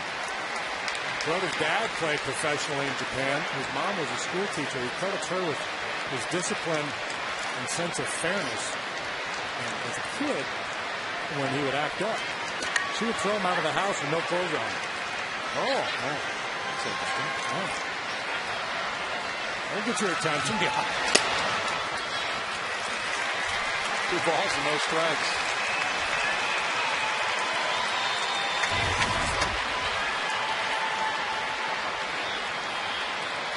He does the same thing with his kids. You can get away with that anymore.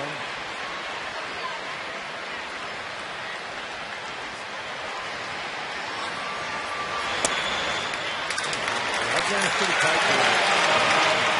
A 1-1 game, so you have to give these pitchers credit because they've been working with a pretty tight zone. Been able to hold the offenses down. 3-0 to Keppinger with Pence on deck.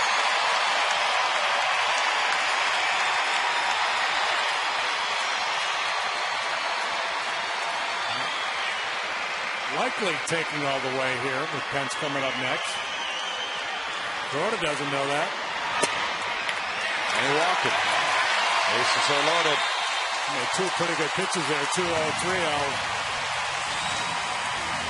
He just looked over at the Dodger bench, almost in disbelief at that one. Hunter Pence is 0 for 2. Fly ball to right, ground ball to short. Ross out to talk to Kuroda. I'm not sure Hiroki how he handles English, but I would imagine the message from Barajas is, okay, you're getting squeezed here, but don't get frustrated and just pump one down the middle and it'll cost you a ball game. Keep trying to make your pitches. Let me negotiate with the umpire for you.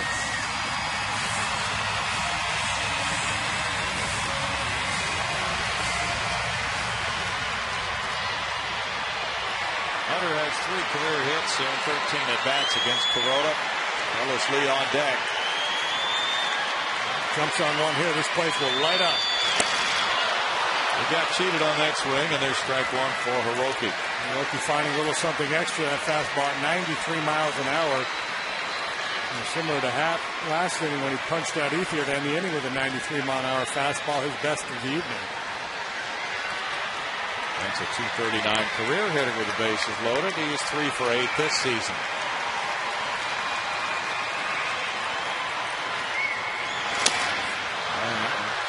Into the ground, no balls, 2 strikes.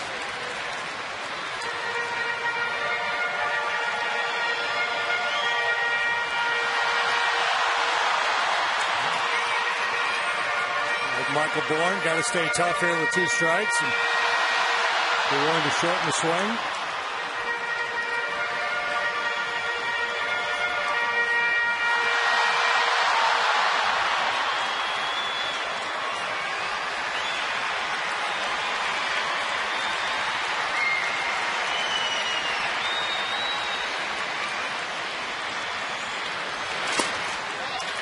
It's 1-2.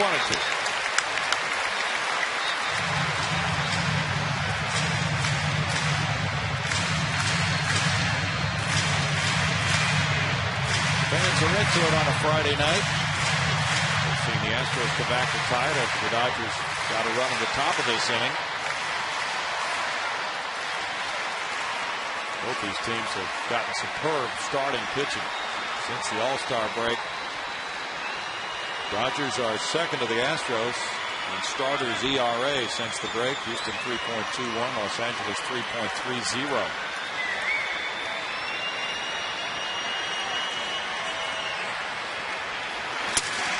Broken down foul.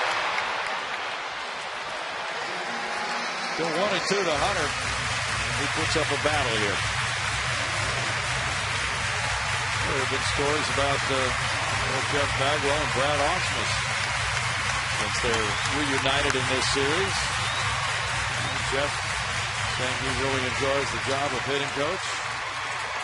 Brad, of course, his longtime teammate. Really a bit uncertain about his future after this year. You know, they had conversations back in the day about, hey, you manage, I'll be the hitting coach, or I'll be your bench coach. The Astros are going to be looking for a AA manager and a AAA manager this winter. Outside, and it's 2 balls, 2 strikes. A reversal of fortune on the out-of-town scoreboard. The Braves dropped a 6-spot on the Cardinals, lead 8-4 now in Atlanta. And the Pirates have scored 2 in the 9th to tie the Reds 3-3.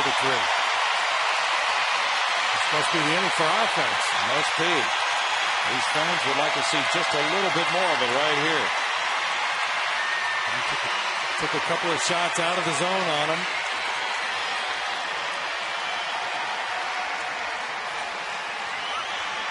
Could be a mistake if he tries to throw that slider and leaves it on the plate.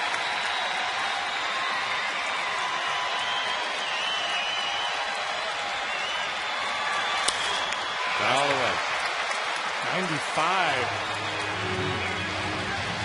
Well, that fits the reputation of Kuroda, and that is that he's tougher with men on base. He's the warrior type guy. So he found some extra miles per hour on that pitch, but Hunter was able to stay in there. Bases loaded, adrenaline. That's the thing, you can't muscle up. You can't talk about reaching back for something extra. Try to muscle up, you're going to lose velocity and lose movement on the fastball. Broken bat roller out to second. Carroll on to first. And in the 5th inning, the Astros tie it with a run on 3 hits. They strand 3. It's 1-1 through 5.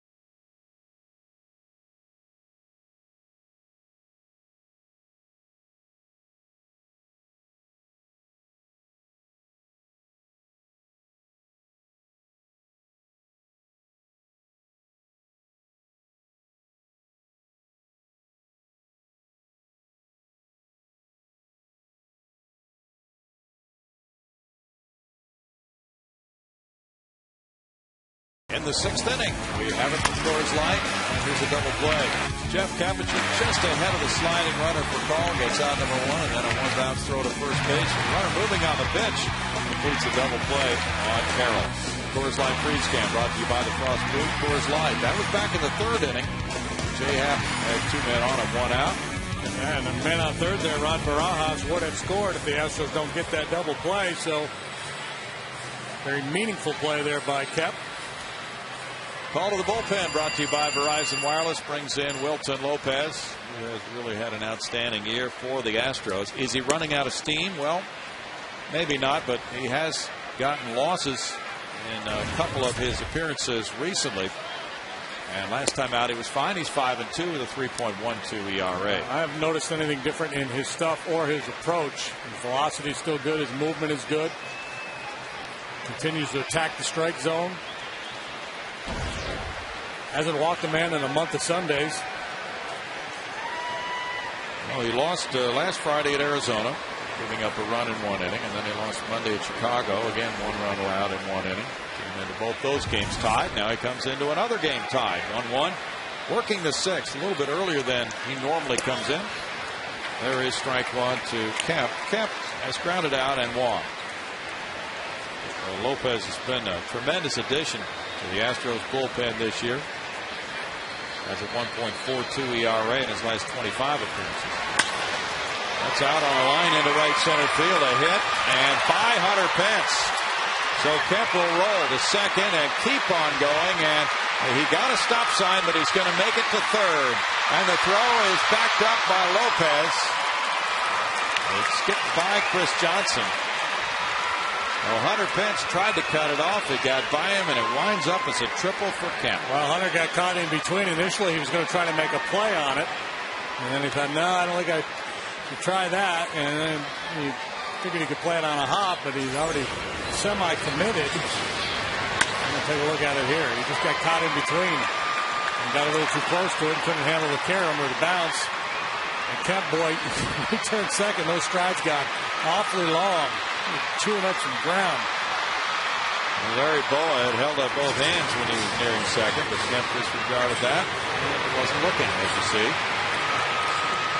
He wound up with his 5th triple of the year. Now the infield comes in, and the Dodgers, with Johnson due up next, are going to make a change. They're going to go with Jay Gibbons, lefty hitting outfielder who was a pinch hitter in last night's game, and he grounded out with the bases loaded in the 7th inning. But George Torrey will try him again in a meaningful situation. 3 for 14 as a pinch hitter this year.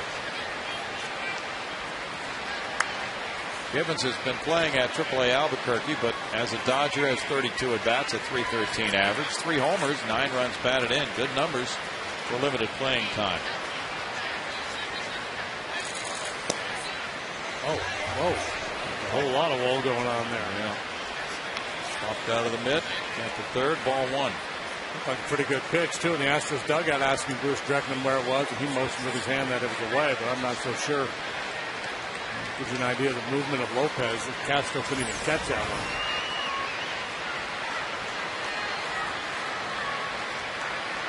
If the Dodgers are winning and scoring a fair amount of runs, Troy probably doesn't make this move this early. Ground ball, and that makes it 2-1 Dodgers. A pinch RBI single for Jay Gibbons, sending Kemp home.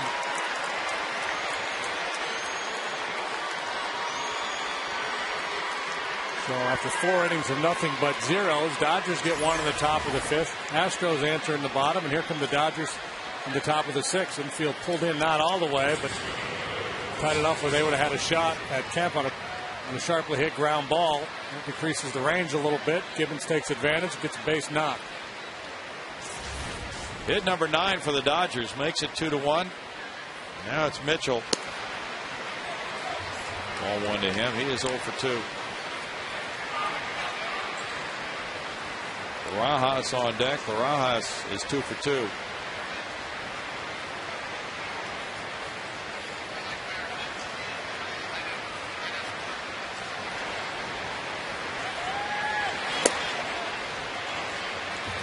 It's 2-0 now.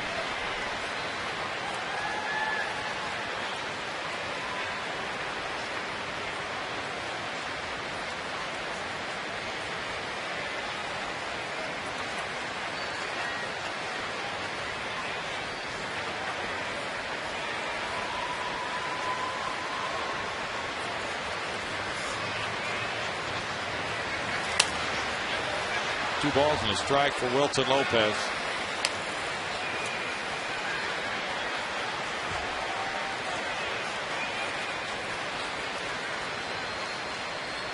September rosters, of course, give managers that ability to pinch hit. a lot more often earlier in the game than they normally might.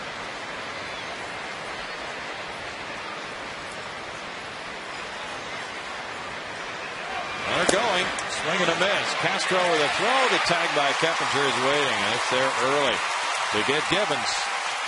Caught stealing from 2 to 4. Castro's thrown out 13 of 34 now. That one pretty easy, too. Hit and run play there.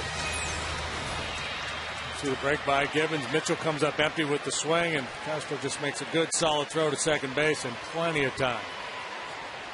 Gibbons peeking back in. And he sees Mitchell come up empty. He says, uh-oh, I'm hung. 2-2 to Mitchell, and he fouls that back. Mitchell looking for his first hit. Kind of like his chances after that caught stealing. Yeah, that's true. The way things normally go in baseball. Seems to be a high incidence of that.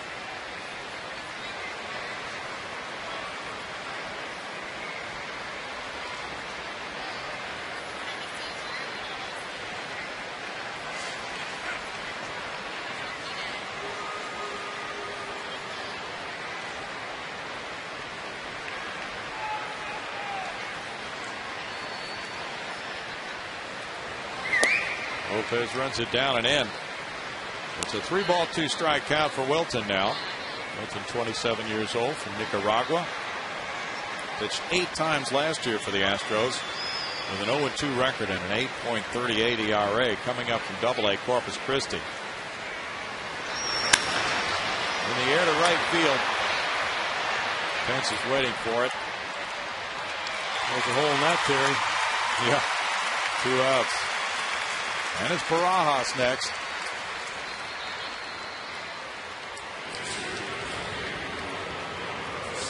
Rod has singled both times. It's gone to left field. Last year the Dodgers won 95 and lost 67, finishing 3 games in the lead in their division.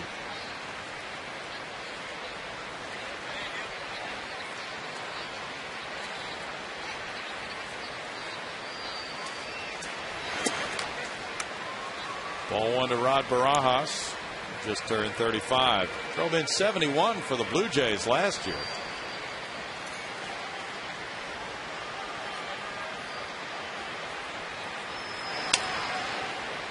And it goes foul, and it's a 1-ball, 1-strike count.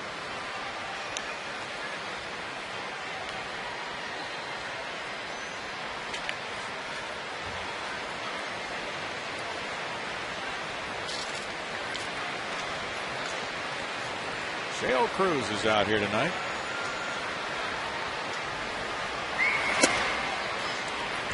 Two balls and a strike. Sheo was known for loosening up his teammates before that 1-game playoff between the Astros and Dodgers. In 1980, the Dodgers swept the Astros in a 3-game series at the end of the season.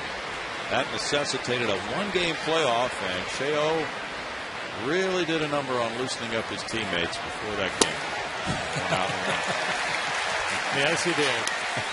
We can't go into the specifics of what he did in the clubhouse, but they took the field smiling. And Joe Niekro like that anyway. He always liked to keep things light. He did. Joe Niekro went out and did a number on the Dodgers. And Art Howe had a big game, driving in 4. Swinging a foul tip, he struck him out. But in the 6th inning, the leadoff triple by Kemp led to a run. A run on 2 hits that gives the Dodgers a 2-1 lead.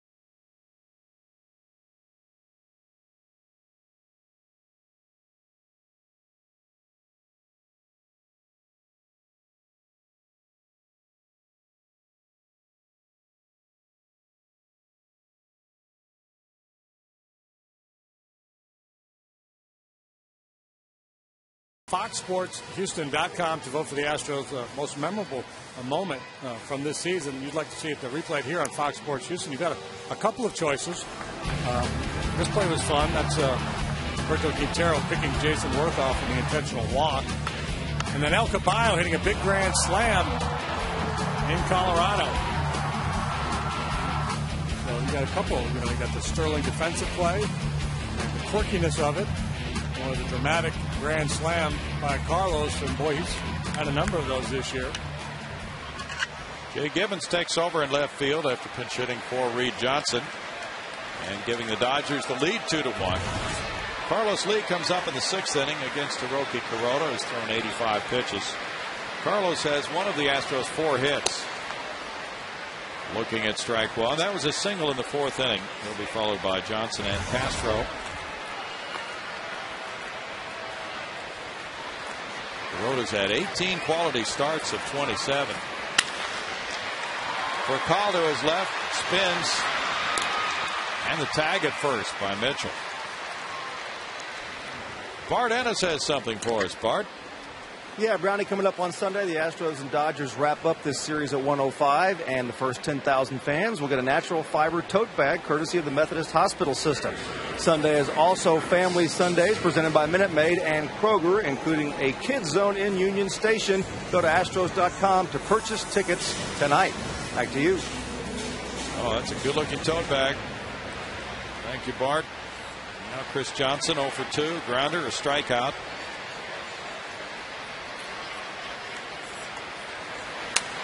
And that one goes foul. Strike one to CJ.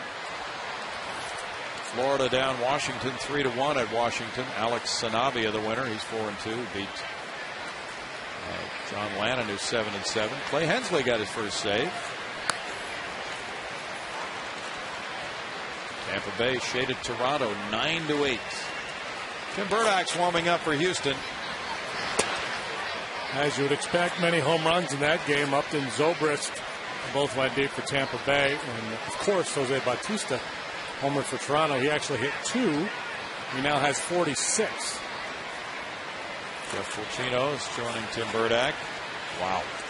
46. William Lind and John Buck also homered. Buck's having a nice year. He was an all-star. He now has 18. Blue Jays now have won 5 of their last 8 against the Rays, but the Rays beat them tonight 9-8.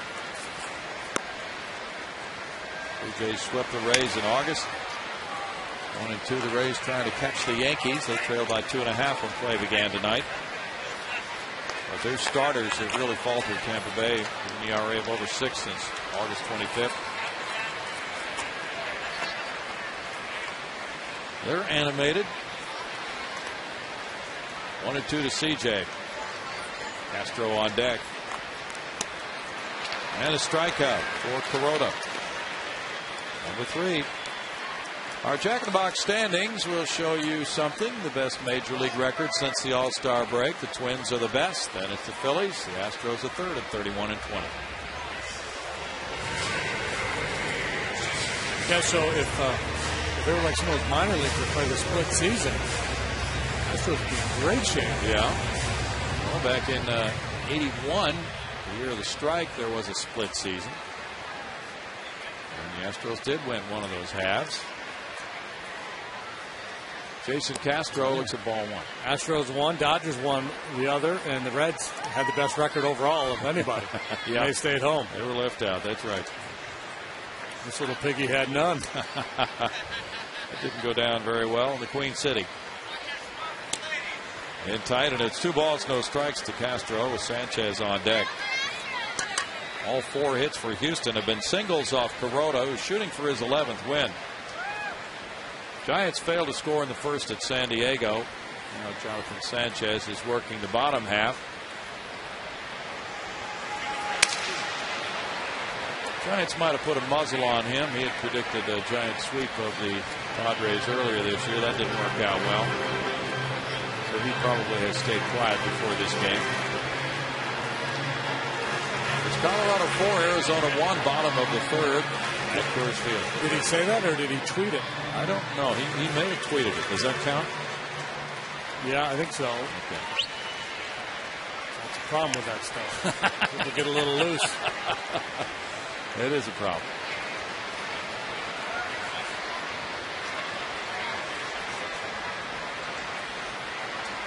Two balls on a strike for Corona.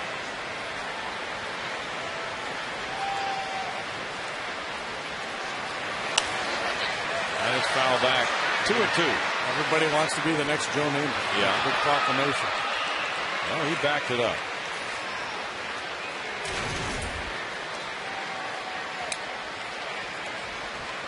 Look at that. They are dancing. Straight up. Yeah. Happy, happy time.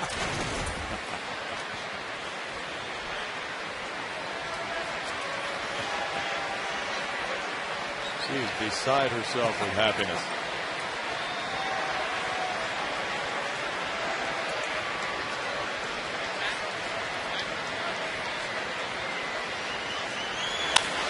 Castro puts one on foul, and Casey Blake is over for it to make it a 1-2-3 sixth inning. Corona and the Dodgers lead it 2-1 through 6.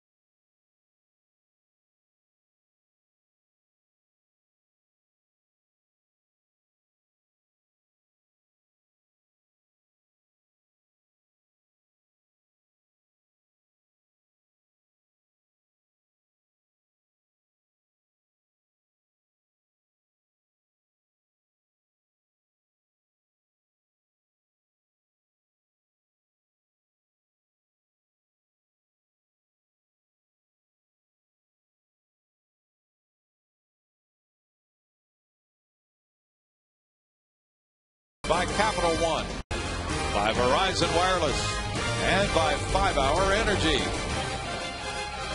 2-1 Dodgers over the Astros tonight. Good Friday night for watching baseball, maybe having a snack along the way. That youngster's pretty well equipped. He's probably had a nice week at school. Yeah, inventive parent, too. They got a little drip pan there with that plastic cup covering the ice cream. Not a bad Smart thought. play. John Lindsay comes out to pinch hit. And last night was his first major league at bat. He had been announced as a pinch hitter the night before in San Diego, but then there was a pitching change and he was pulled back. So that was his major league debut after 16 minor league seasons for John Lindsay. Quite a story. Popped up foul. Jason Castro over for it. Off with the mask. Lindsay, yeah, what a tremendous story, similar to the Alan Zinter story here a few years back when Alan finally came to the big leagues after a long minor league career. But this is a record, isn't it? To reach the big leagues after 16 years? I believe it is. 33 years old. He was a 13th round pick of Colorado in '95. That was about the time Todd Helton came along. So first base was pretty well occupied for that organization. And it's foul back, and he's been in 4 different organizations. He's from Hattiesburg, Mississippi, and family's had an opportunity to come to Houston and watch his first major league playing time. Hit a fly ball last night in his debut. He had a solid year at Albuquerque. He won the batting title in the PCL. Listed at 6'1", 245. It's 1-2 as he pinch hits for Hiroki Kuroda. Kuroda in 6 innings allowed the Astros 4 hits, 1 run. He had 2 walks and struck out 3. Lindsey fouls it back. There was a smile on the faces of Lindsey and Joe Torre and some of the coaches when Lindsey was sent up to the plate, and then the Padres responded with a pitching change, and that brought him back to the bench without having an at-bat. But he understood. Ronald Belisario warming up in the bullpen now. Would have been very Moonlight Grahamish had he not gotten into a game after that. Very much so. 2-2. Also George Sherrill warming up for the Dodgers. Well, Lindsey hit .353 to win the batting title in the PCL, so this is not just a sentimental move to give somebody a little major league playing time after a long minor league career. He hit 25 homers. He drove in 97 runs. 3-2. Normally a guy with this profile, big slugger who has spent all that time in the minor leagues, there's a glaring deficiency somewhere with the glove. Can't handle a breaking ball or a good, whatever it is. But the fact that he hit .353 because he can hit a little bit. Yeah. Not just a home run hitter. Strikeout for Wilton Lopez. And Lindsey is 0 for 2 as a major leaguer. But hitting in Albuquerque and hitting in the big leagues, a little bit different animal. Now Brad Mills is walking out to the mound. Good action on the pitch for Lopez. Appears to be the last pitch he will throw in this game. But for Call due up next. That's an inning and a third of work for Wilton. Giving up 2 hits and 1 run, so he's on the hook right now. But still plenty of baseball left to be played with the score 2-1 Dodgers. Tim Burdack coming in, and he'll step out.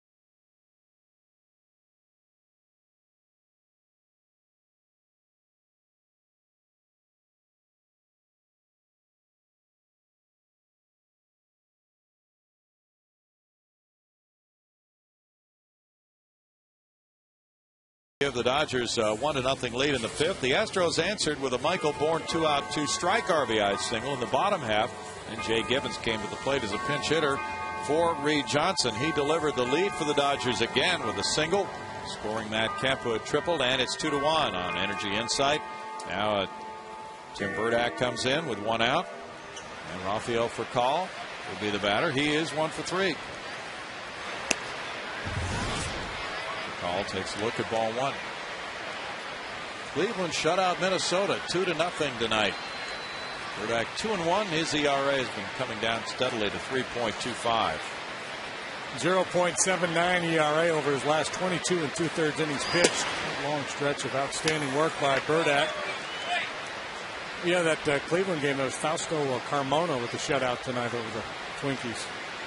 3-hitter. Beat Carl Pavano, who was 16 out of 11. Carmona goes to 12 and 14. Matt Laporta hit his 10th homer. That's a foul ball away and out of play for a 2-1 count. Well, the Twins still coming in tonight with a 6-game lead over the Chicago White Sox. So some room to play with. Well, White Sox got bigger fish to fry. They got to determine how Manny wears his hair. There's been a lot of meetings about that. Oh, really? Yeah. Apparently he's cut his hair 3 times. He's made compromises. The club has made compromises. He's got it all worked out. Hunter Pitts over by the line. 2 outs. Well, the Dodgers really had a problem with Manny staying healthy enough to go out and play on a regular basis for them. But in the American League, of course, he can DH, doesn't have to play the field. His hair will lose his power. Yeah. Burdick getting 1 out, and that's going to be all asked of him tonight by Brad Mills. Nothing like September baseball. Jeff Fulcino will be a part of it with a score 2-1. Dodgers back in a moment.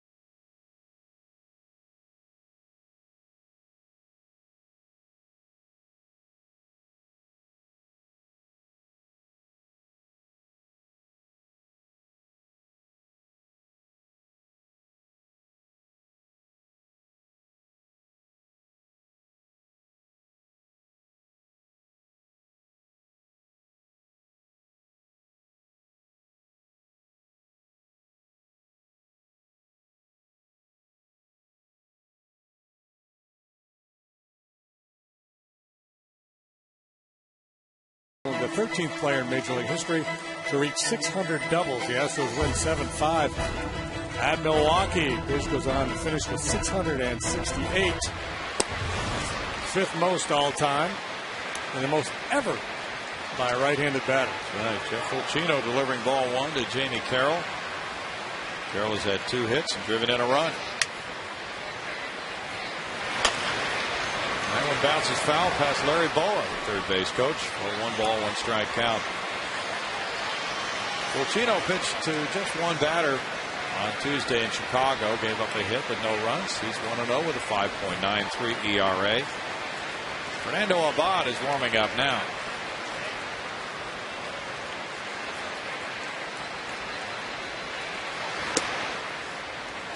Jeff, with a solid season last year, really struggled to match those numbers earlier, but then went on the disabled list with right elbow tendonitis. And since he came off the DL on August 3rd, he's gone 1-0 with a 3.75 ERA. It's 2-2 to Carroll. Shanhoe Park is in the game for the Pirates in extra innings against the Cincinnati Reds. It's tied 3-3. They're in the 10th now. Brad Mills and Al Pedrique working the game on the Astros bench. Right, 3. Carroll caught looking. Fulcino ends the Dodgers 7th with the score. Dodgers 2, Astros 1.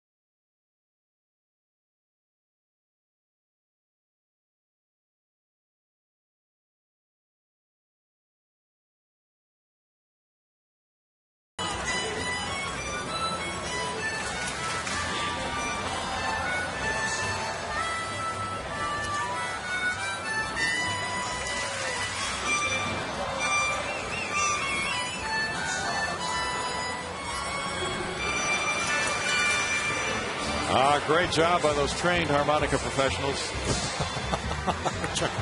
Don't try that at home. No. You might blow a vocal cord or something. Well, we're all going to be trained after the game. That should be interesting. There's a video, one of those instructional things coming up. And then thousands of us are going to be attempting to play the harmonica. Meanwhile, on to more important things. Dodgers 2, Astros 1. Ronald Belisario in the game facing Angel Sanchez, who has singled and scored in 2 trips. Strike for Belisario at 92 miles per hour. Belisario is from Venezuela, 27 years old. He's pitched once previously against the Astros. That was in Los Angeles in May.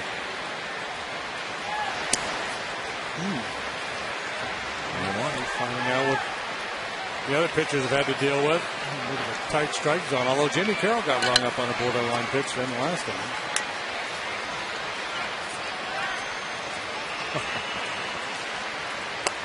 Hello, sinker. Yeah. 94. 1-2. Matt Lindstrom warming up for Houston as Belisario pitches here. Hiroki Kuroda in 6 innings, allowing 4 hits and a run, walking 2, fanning 3. And he's in a position for his 11th win with a 1-run lead. Belisario throws it low, and it's 2 balls, 2 strikes. Belisario was on the restricted list from July 7th through August 9th. Had a problem in spring training with getting a visa, so he had to stay in Venezuela. The season started very late for him. That sinker he's got is just filthy. Yeah. Jonathan Broxton's warming up. My goodness. Hitters are going to have to battle against him with all that movement he brings to the mound. At 94 miles an hour, straight down at times. Well, got his first major league save in late June at San Francisco. 2-1 with a 5.32 ERA.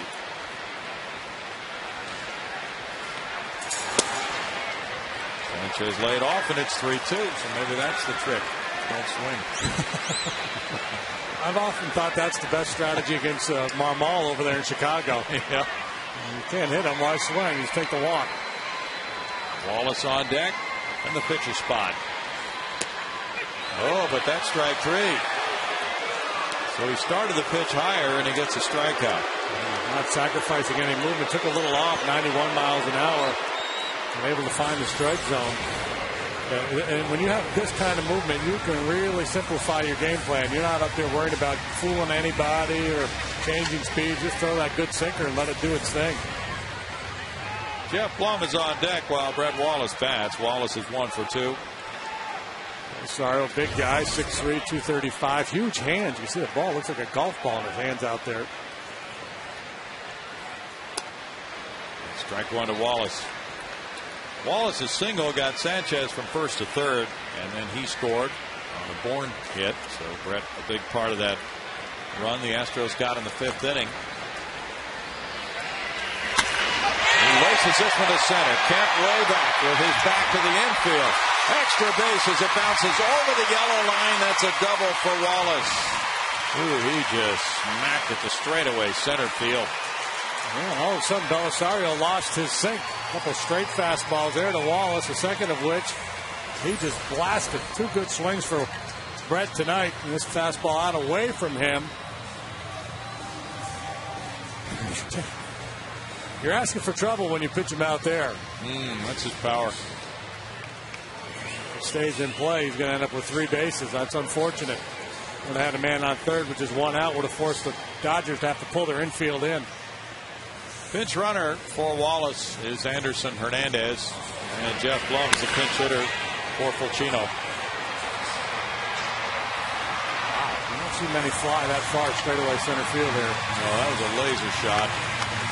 Wallace picked up his 4th double and left the game going 2 for 3. Very good night for Brett. Now it's Hernandez at second, and the Dodgers get Belisario out of the game with a 2-1 lead. Back in a moment.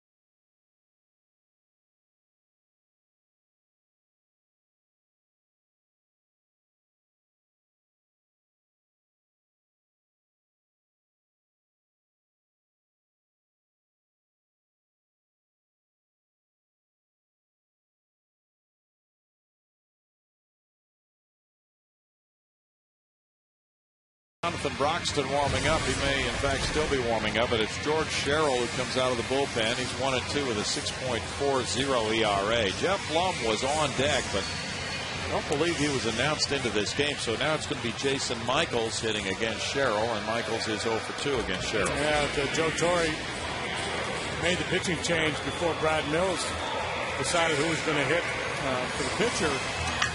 And my hunch is that Joe Torre just wants Sherrill up there because Michael Bourne follows whoever it was that was going to hit in this spot. And being that it's Jason Michaels, I got to believe he's going to put him on. Because right-handed hitters have worn out George Sherrill this year, hitting .420 against him. 224 as a pinch hitter. Jason Michaels has 2 homers, 10 runs batted in. I'm not going to put him on. Interesting. And a breaking pitch comes in for strike 1. Jeff Fulcino went 1/3 of an inning, allowing no hits, no runs, had no walks and a strikeout. Tim Burdock 1/3 of an inning, all zeros. Wilson Lopez 1 1/3, 2 hits, 1 run. Michaels fouls it. No balls, 2 strikes. Sherrill a little funky the way he comes set out there with his back to home plate. Hitter, that's got to be a little disconcerting. Hey, I'm over here. He missed some time on the DL with mid-back tightness. He was back in June. But he does that front foot. 1-2. Sherrill, a former closer, now has been mostly a situational guy this year. 33 years old from Memphis, Austin Peay State. Numbers I've talked about it have forced him to be a situational guy. Right? He's been so good against them. Not this time. Kemp comes in center. Takes care of out number 2. Now Michael Bourne. Michael had a good at bat in the 5th inning. He was down in the count 1-2. With 2 outs, he was able to loop an RBI single to tie the game 1-1. He's 1 for 3.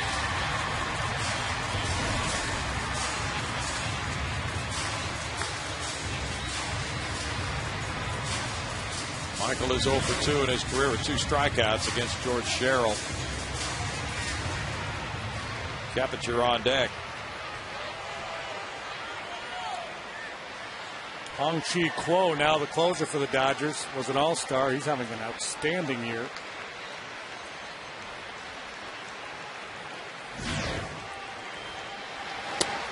Bourne looks at it. It's strike 1. Yankees lead 5-4 at Texas, bottom of the 6th inning.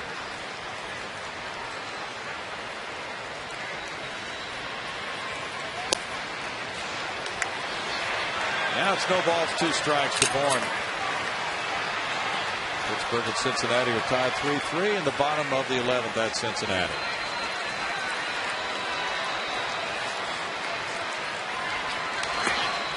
Bourne takes a ball and it's 1-2.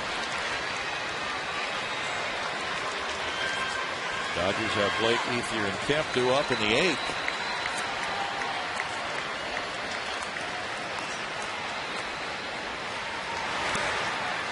Now 2-2.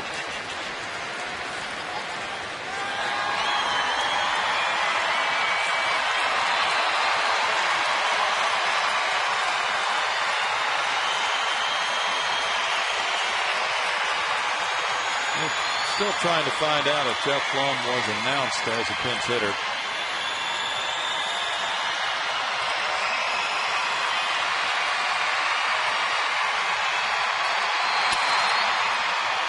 All the way, and still 2 balls, 2 strikes. If he were, that would make the move to Sherrill make more sense. He'd prefer to turn Blum around to the right side. Astros with 1 run tonight. It came off the bat of Michael Bourne. A little flare into shallow center, bringing home Angel Sanchez. One more just like that would work. It would. Bourne grounds one into right field. Here's the go-ahead for Anderson Hernandez, and he scores. And that ties at 2-2, but now a run down and an out for Michael Bourne. Nonetheless, Bourne, for the 2nd time in the game, gets a tying single. Anderson Hernandez scores it, and it's a 2-2 ball game after 7. There's a hit by Bourne, and it is sent home by Dave Clark. Bourne out in a rundown.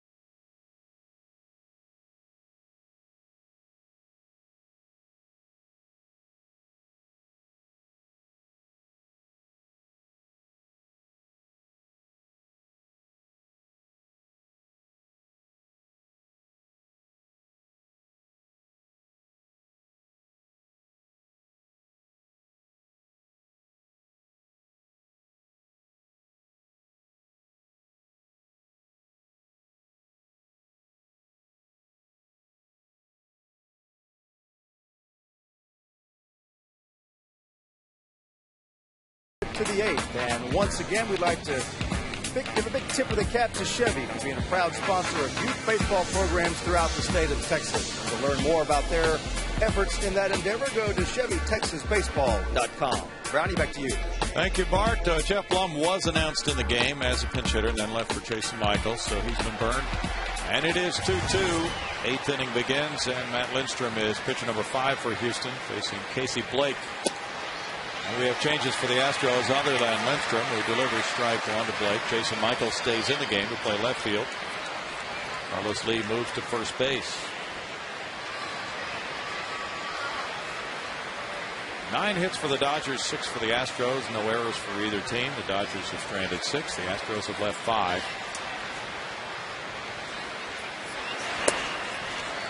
It's 1-1 for Matt Lindstrom. Astros bullpen really strong lately. Lindstrom a part of that. He's made 3 scoreless outings since he returned from the disabled list. The last outing Wednesday at Chicago, he worked 2/3 of an inning, giving up no runs. He'd been out with a lower back strain. Brad Mills kind of easing Lindstrom back into the picture here. He hasn't pitched in back-to-back days yet since coming back. Pitch, take 2 or 3 days off, pitch again. It's kind of been the pattern. Assuming Brad now has the luxury to do that with all the arms he has in the bullpen with the September call-ups. Fastball hits the giddy up. 2 balls, 2 strikes.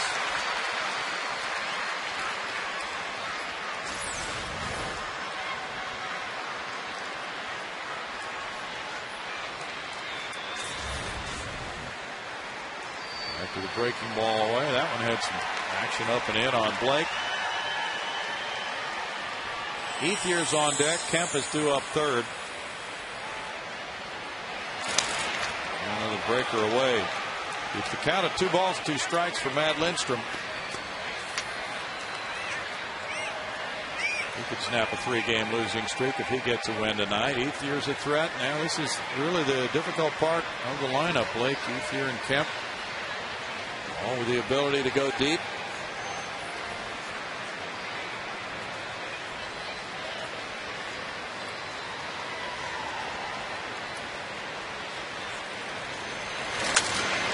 And this really, if you think about it, a more stressful situation than a save situation in the 9th. And we'll talk about, you got to have that closer's mentality. You got the last guy out there. Well, This isn't a save situation, but it's a loss situation. You give one up here, pretty good chance you're going to lose the ball game. Yeah. Keppinger, Pence, and Lee are due up in the bottom half for Houston.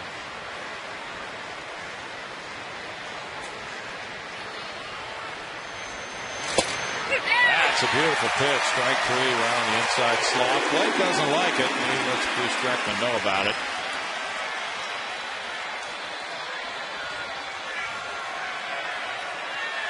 Well, we can refer Casey to Foxtrot. I'm sure he would appreciate that if we were to do that. Oh, yeah. Tough one. When you got to cover the outside pitch and the guy's throwing as hard as Lindstrom does, and he busts that fastball, able to catch the corner. You see the hitter, you see Blake leaning a little bit, wanting to make sure he can get to the outside pitch.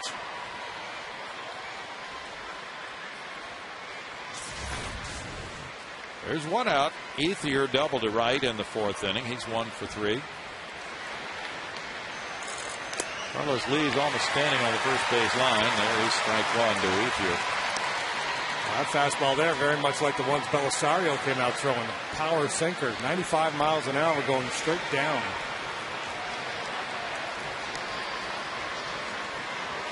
Carlos very close to Paul Emmel on opposite sides of that first base line.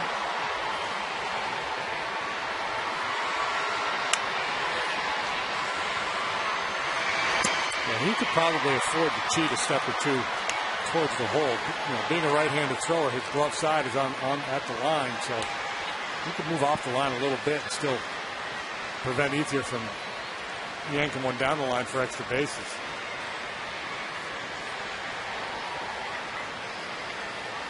It's about as close as it gets. If he stretches his glove hand out, he's putting it right over the line. Maybe into foul territory. Where he is now, I guess it would be possible for Ethier to hit a ball to his right and still get it into the corner for an extra base hit. I think so.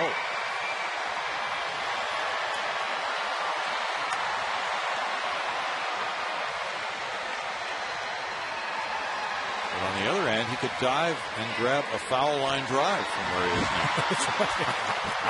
Maybe they got the book on Ethier. Hits a lot of line drives foul late in the game. 3-1. Especially when guys throw 97 miles an hour.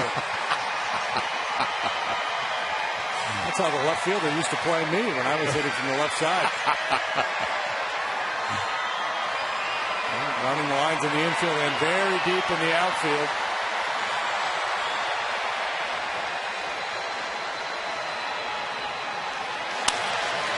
He hits it out to right center. Hunter Pence over. 2 outs. That's why you played no doubles depth right there. Allows you to cut those balls off in the alley. 2 outs, and now it's Kemp. He hit the triple by Pence in the 6th inning and scored run number 2 for the Dodgers. Also has a walk.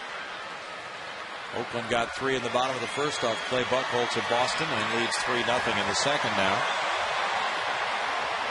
Red Sox 9 behind the Yankees. Colorado 9, Arizona 2, top of the 5th at Coors. Tulowitzki hit his 19th. Chris Young, number 25. Braves did come from behind to beat the Cardinals 8-6 with a 6-run 6. Carpenter hit a home run, but he blew a comfortable lead and took a loss. Troy Wagner with his 33rd save. Holiday and welcome back Nate McLouth. McLouth also home run for Atlanta. Fly ball hanging to center field. Kemp got underneath it, and it's a rainmaker. It's a 1-2-3-8 for Lindstrom, keeping the score tied 2-2.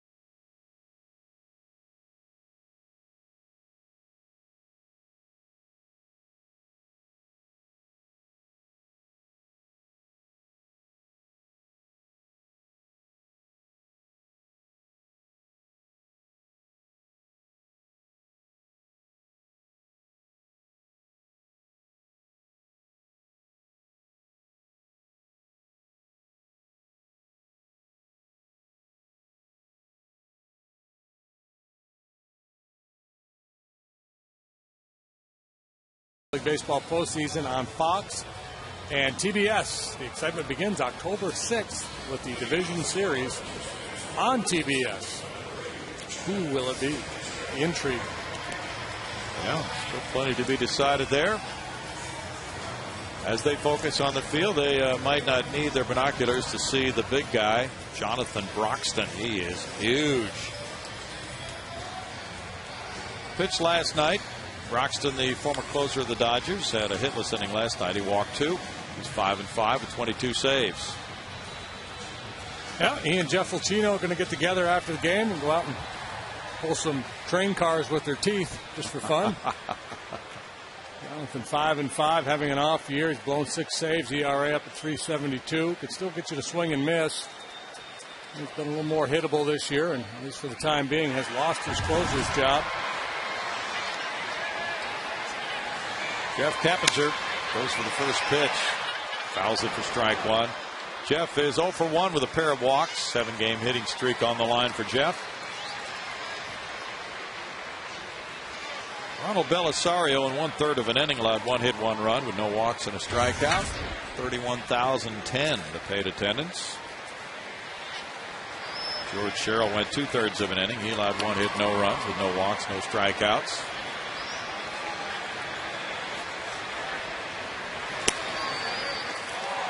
That's strike 2 to Keppinger. The play on Michael Bourne after his RBI single on the rundown went from 9-3 to 6-3. For the final out in the Astros 7th inning when they tied it. Bourne has had both of their RBIs on singles in the 5th and 7th. Both with 2 strikes and 2 outs in the inning. Clutch hitting by Michael. A lot of times that's an automatic go situation where the manager will tell the first base coach, keep him going. And you want him to make that turnaround first and hope that the ball gets cut off for fear of a play at home plate. I don't know that that was the case there because with 2 outs and Hernandez moving with the swing, I would imagine they feel like he's fast enough to score. So I think that was just a case of Michael reading it and perhaps thinking he could get to second base with that throw. Maybe he thought it was a little higher than it was and it wouldn't be cut off. Sometimes it's just the nature of speedy guys. They run into outs because they try to take advantage of their speed. Chris Carpenter gave up 8 runs, 6 of them earned in 5 innings tonight for St. Louis. Bourne's been a major factor here. Now, how's this game going to be decided? Bottom of the 8th, tied at 2. Keppinger battling at 1-2. Pence on deck, Lee to follow. Peter Moylan won that game for Atlanta with Wagner getting his 33rd save.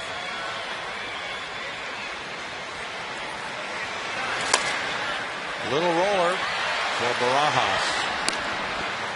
1 out. I'd go for the solo home run. I like that strategy. Yeah, especially in the 8th. Yeah.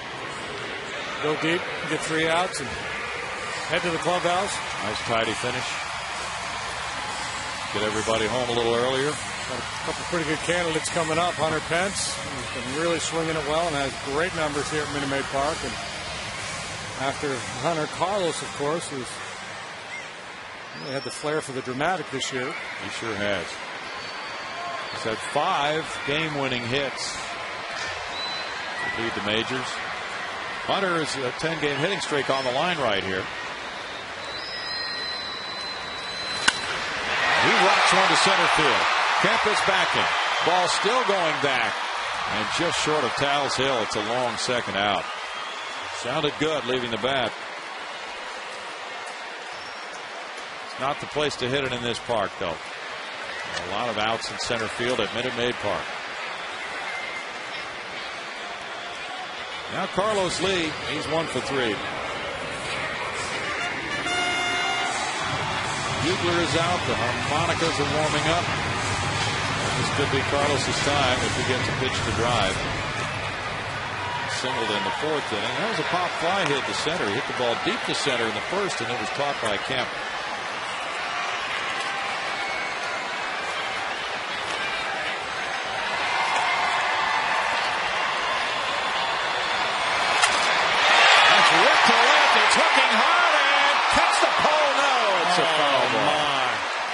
He does that a lot. He goes up there and just ambushes a pitcher trying to jump ahead of him with that first pitch fastball. Great swing of the bat, and big Jonathan Bronson dodged the bullet. This ball crunched.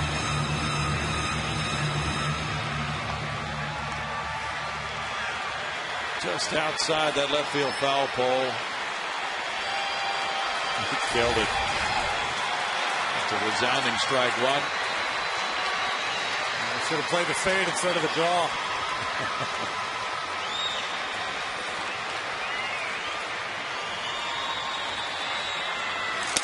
Ooh. No balls, 2 strikes to Carlos Lee. Roxton has allowed 3 long balls in 58 innings. 97 moving in on Carlos. Tough to do anything with that one. He's lucky he didn't hit it.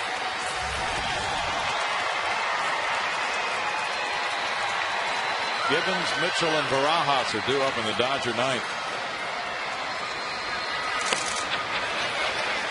1 ball, 2 strikes. Cincinnati's batting in the 12th inning. Tied 3-3 with Pittsburgh. Houston native Chris Snyder hit his 14th for the Pirates tonight.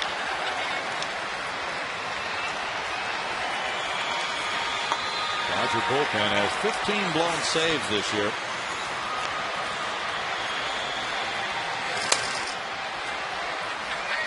Lee was just able to foul that one off and wait for another pitch, and hopefully he can do a little bit more with it.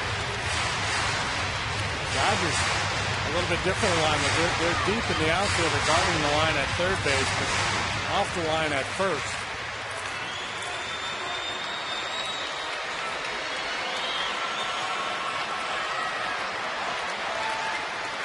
This Johnson's on deck.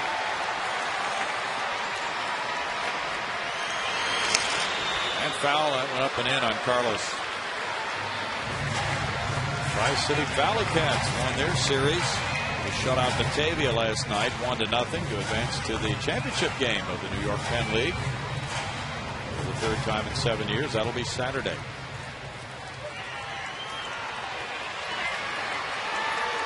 Actually, that's the first of a 3-game series, a championship series.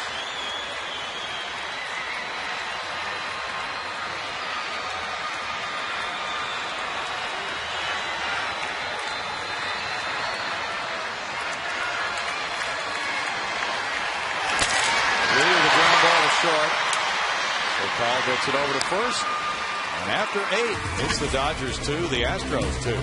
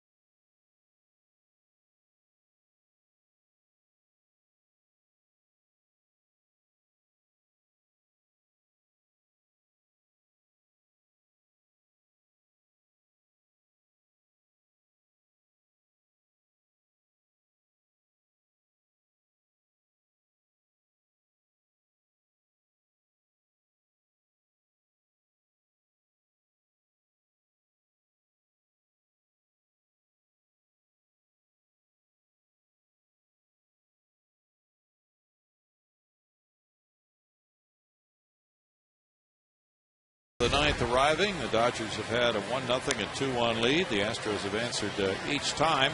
And now Brandon Lyon with a 6-5 record, 19 holds. And he also has been in a position to get saves recently and has come up with 14 for the year. 14 in a row, in fact, for Brandon. But usually when a team is at home, the closer comes in for the 9th inning in a tie ball game. Now there will be no save opportunity for the Astros tonight. Tied in the 9th. Brandon Lyon has a save in his last 10 trips to the kill. He's going to have to settle for a double here tonight. Well, let's see. The Astros have Johnson, Castro, Sanchez due up in the bottom half. And the Dodgers have Jay Gibbons with Hong Chi Kuo in the bullpen. Gibbons came in and delivered the pinch RBI single in the 6th inning to make it 2-1 Dodgers. That's strike one as Lyon cuts that ball in on him. He's so good at doing that on these left-handed hitters.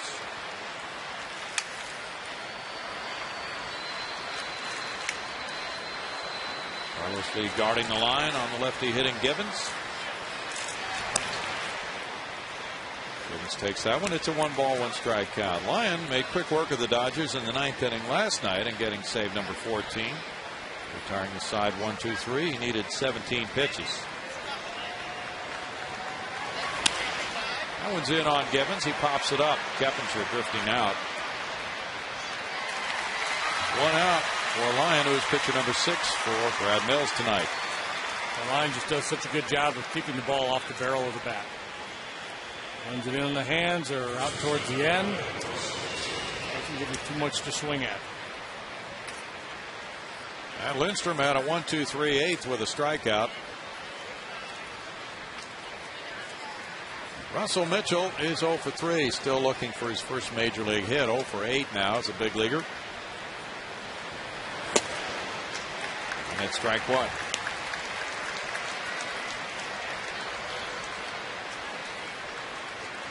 Brandon Lyon with 13 saves since the All-Star break, ranks 4th in the National League. Is he at 14, 15 altogether? 14 now total. So Lindstrom has 22. If Brandon could get to 20, that would be pretty rare in this day and age to have 2 guys in the same club with 20 saves. Sure would.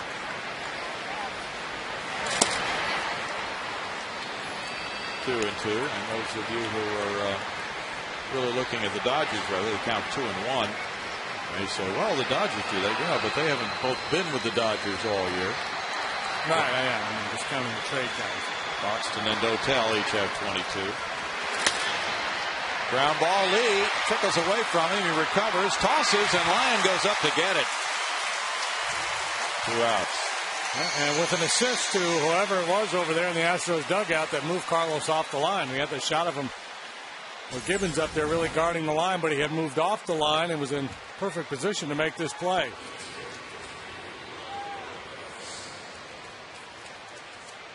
Carlos has made a good adjustment from left field to first base on the fly without any spring training or any great amount of practice time at that position. Now Rod Barajas. Barajas has 2 hits in 3 at-bats. James Loney comes out to the on-deck circle. Ball 1. Pitcher spot is due up next. Broxton for the Dodgers. So there's Loney, the Houston native.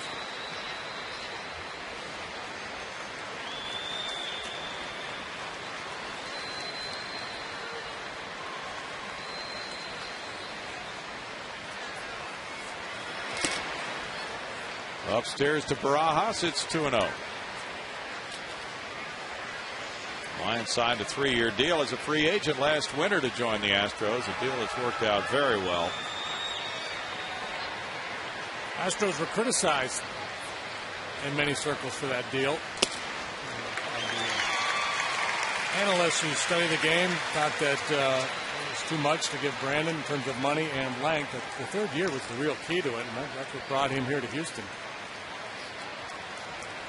Otherwise, he probably wouldn't have joined the Astros if they had not added that 3rd year. That's lined into left center field. A looping hit. Jason Michaels in to play it. 2-out single by Barajas. A 3-hit night for Rod. And now Loney comes up. Pinch hitting for Broxton.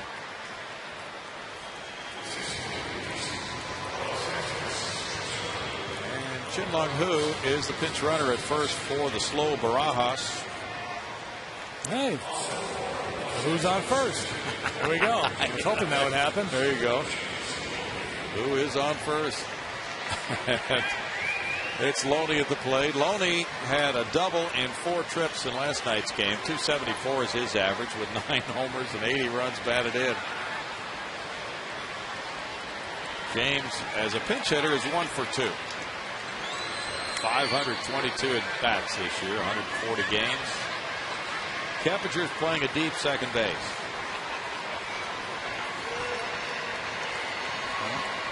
Who runs well. Double gives the Dodgers the lead. Most likely, and the Astros, considering that, are very, very deep in the outfield.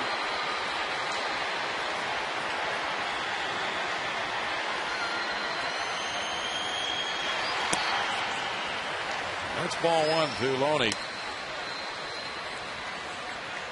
Rosters are swollen here in September, and managers have been known to really use these guys at a great rate in games like this. We've seen pinch hitters, pinch runners. Pitchers have been used wheeling and dealing. Typical September style baseball.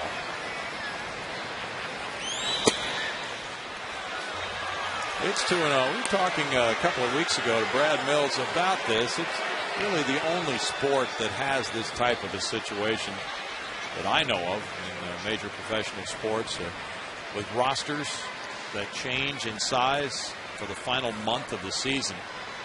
And it's been that way for a long time in baseball. Probably not going to change. But on a what-if basis, what would Brad Mills like to see? He said he wouldn't mind seeing a situation similar to the National Hockey League of having extra players but designating only 25 available for each game. So it could change from one night to the next. And you probably would have to make it a smaller number than that, because you could cheat that with your starting pitchers. Right. Loney draws a 4-pitch walk, and now it's for call coming up. I like that idea too, though. I like the idea of trying to keep the roster as similar in September as it is the rest of it. It just makes sense. You're basically changing the rules of the game. Yes. With 2 on now, Carlos comes over, grabs at the rosin bag, and it's for call batting. He's 1 for 4.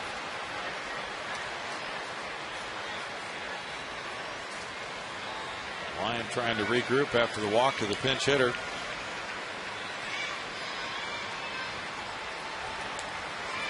Well, the outfield returns to normal depth. Now it's the base hit you're worried about.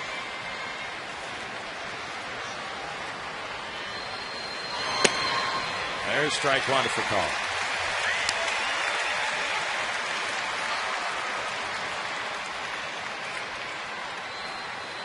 Colorado is pounding Arizona in the top of the 6th, 10-2. No score in San Diego. The Giants and Padres.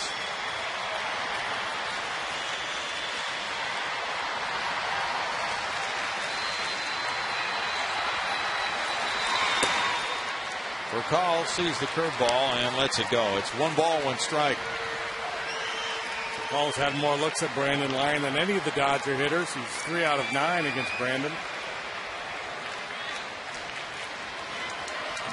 Swinging from the left side. This is his better side.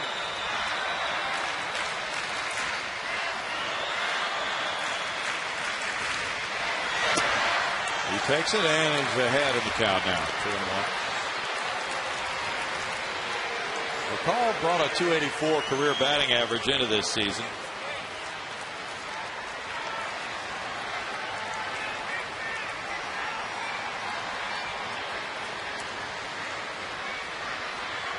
He's 32 years old, from the Dominican Republic. Made the jump with the Braves organization from Class A to the majors in 1 year. Oh, that's right. I've forgotten about that. 19 when he first came up. Broken down liner goes foul. A real protege. 331 his batting average from the left side this year.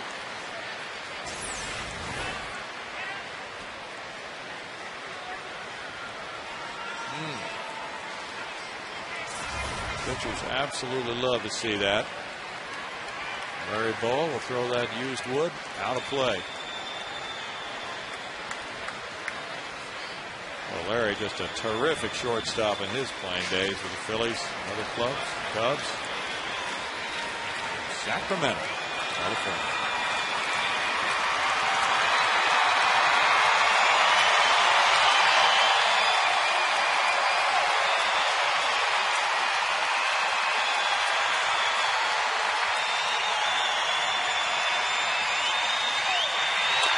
For call, rolls it foul. In fact, Boa also like for call.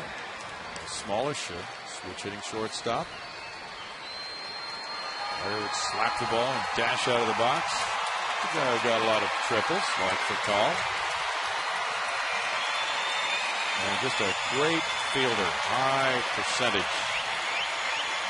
And one of the highest fielding percentages of all shortstops. Now he's looking at who, the runner at second base.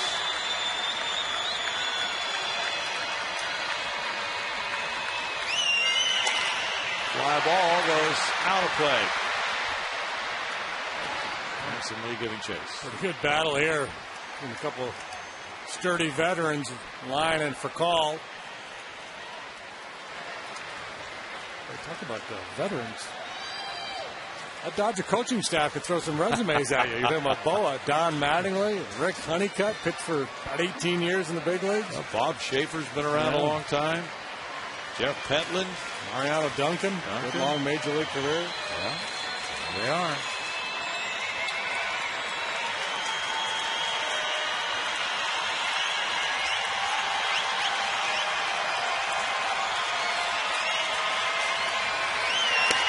Now that's ball 3. The count is full with 2 outs. The runners will be moving on this next one. McCall's got a quick bat. He really covers both sides of the plate well, and it just really presents a problem for a pitcher. You don't know where to go. There's no real safe spot. You feel like, yeah, if I set this guy up and then make my pitch here, I'm going to get him. And you take your chances, but I don't think McCall has too many holes. A pitch of the game coming right here.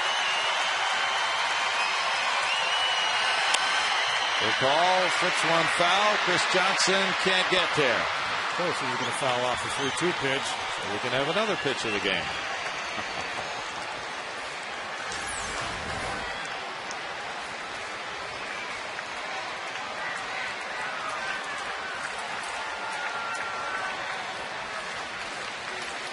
Roy Halladay won his 18th as Philadelphia beat the Mets 8-4. Reds got a run in the 12th to knock off Pittsburgh 4-3.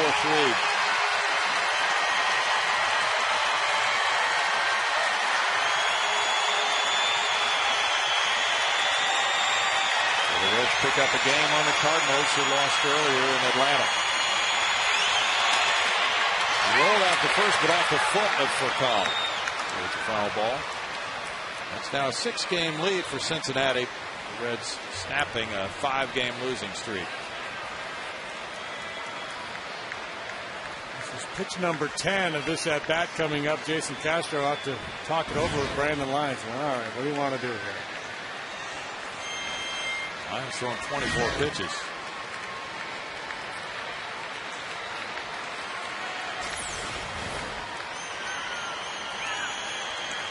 Cutter in.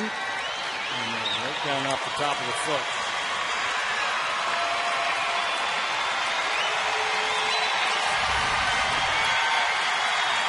Good Friday night crowd here awaiting this 3-2 pitch. With the runners moving on it.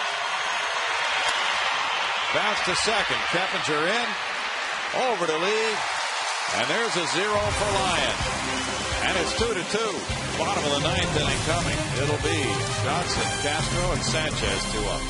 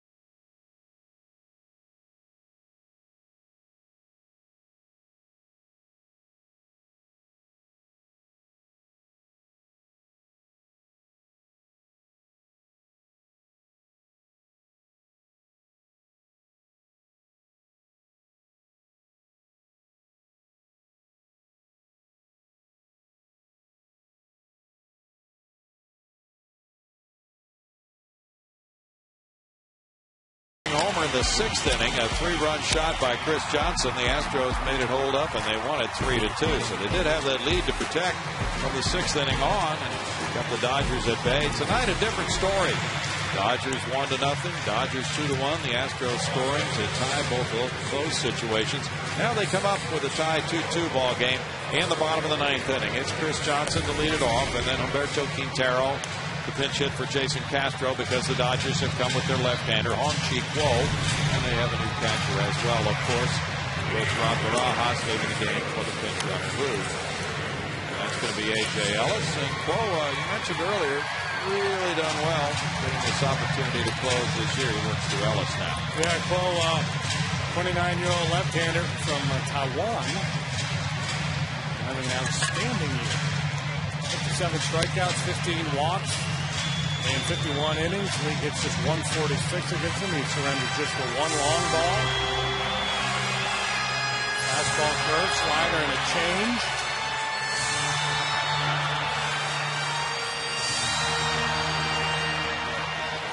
And the All-Star at age 29 comes in to face Johnson. Johnson 0 for 3. Ground out, 2 strikeouts for Chris. A walk-off home run, that would be sensational on top of what he did last night. There's ball 1. I mentioned just the one home run that came way back on June 16th, so he's probably due to give one up. Ironically enough, he got a save in that game, his first save of the year.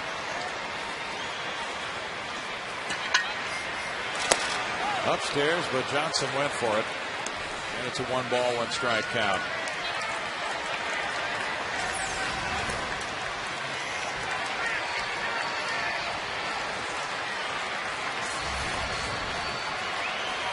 Quintero on deck. Sanchez due up third.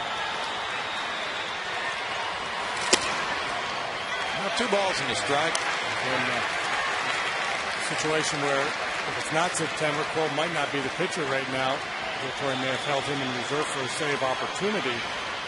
He still has plenty of firepower out there. He's got Octavio Dotel in the bullpen. Kenley Jansen, the big righty we saw last night, throws 95 miles an hour. Very well fortified. 2-2. Quintero getting ready to pinch hit for Castro. Kuo was born in Taiwan, the first Taiwanese high school player to sign with the United States team. That was in '99. He's had 2 Tommy John surgeries. 3-2.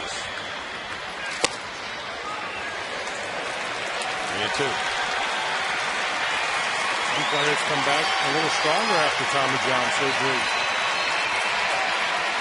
He does not appear to have made any impact on his velocity. I think what happens is you guys work so hard in the rehab coming back. They come back in the best shape of their lives.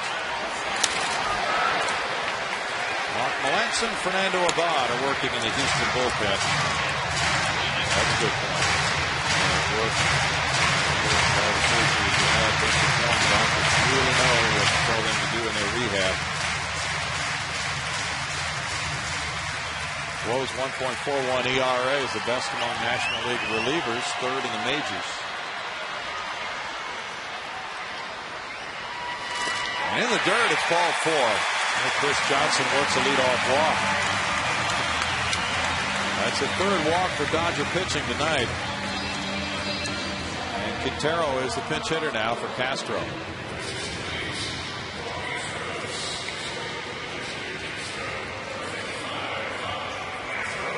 Brad Mills chooses to play it here. He asks Q to drop a bunt down or not. He had 2 hits last night and 3 at-bats. Quintero's been getting on base at a pretty good pace lately. Blake in tied at 3rd. Looks like the Dodgers expect a bunt here from Q. He pops it up. Mitchell with a catch. Foul ball. 1 out. Brad Mills' hands kind of tied in that situation. The book says go ahead, drop a bunt down, try to advance the runner. Then you have 2 chances to drive in the winning run. Angel Sanchez is in the pitcher spot. This is the best bats off the bench have already been used, so you could have understood it. if they let Q swing away or even play a little hit and run or something like that. But again, you're up against this elite left-hander. Very difficult to put anything together. Well, Sanchez with strike one. And Matt Downs comes out of the dugout. He's on deck. So no hit for Brandon Lyons. Quo pitched once against the Astros in Los Angeles with a hitless inning back on the 18th of May.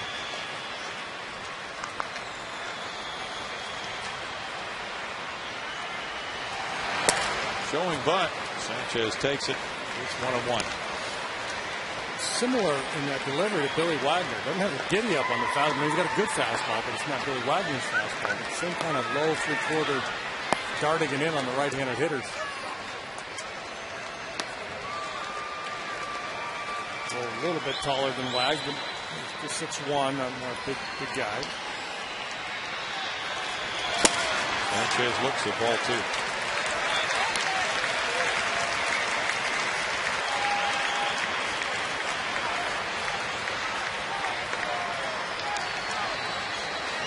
Ball with 15 walks and 51 innings coming into this game has allowed a 146 batting average. Rally cap time in the ninth. 2 balls, 2 strikes.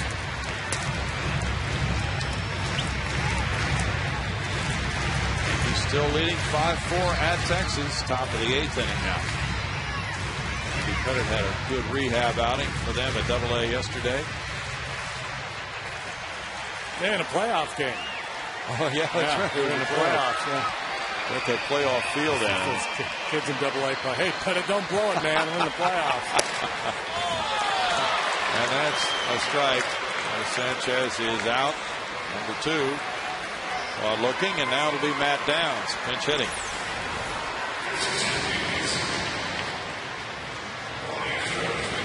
Always had to reach across his body a little bit, but the ball was on the plate. Brandon Lyon leads for the pinch hitter Downs, who's 2 for 10 this season as a pinch hitter. He was with the Giants. The Astros claimed him on waivers. With Houston, he's gone 2 for 4, including 1 for 2 as a pinch hitter with the Astros. Michaels is on deck in the 9 spot. That's got a little pop in that bat. Ball 1 to the Alabama native. He's looking forward to playing close to home. You see the bullpen duo of Abad and Melanson.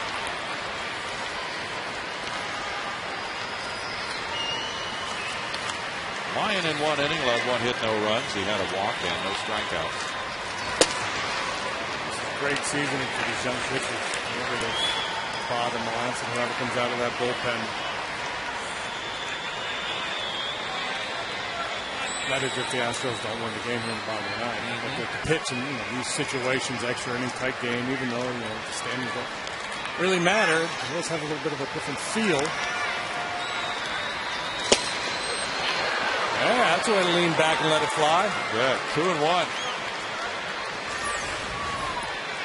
2-0, 3-1. You get in these counts, you want to take a good aggressive swing.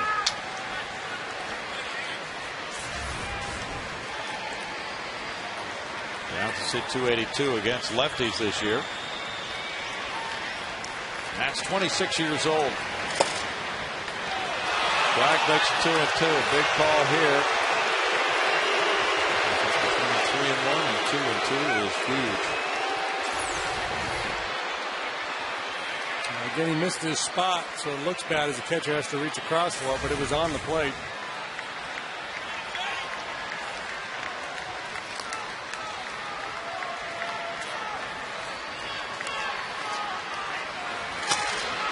Flared, and the first baseman, Mitchell, takes care of the 3rd out, sending this game to extra innings in Houston with a score: Dodgers 2, Astros 2.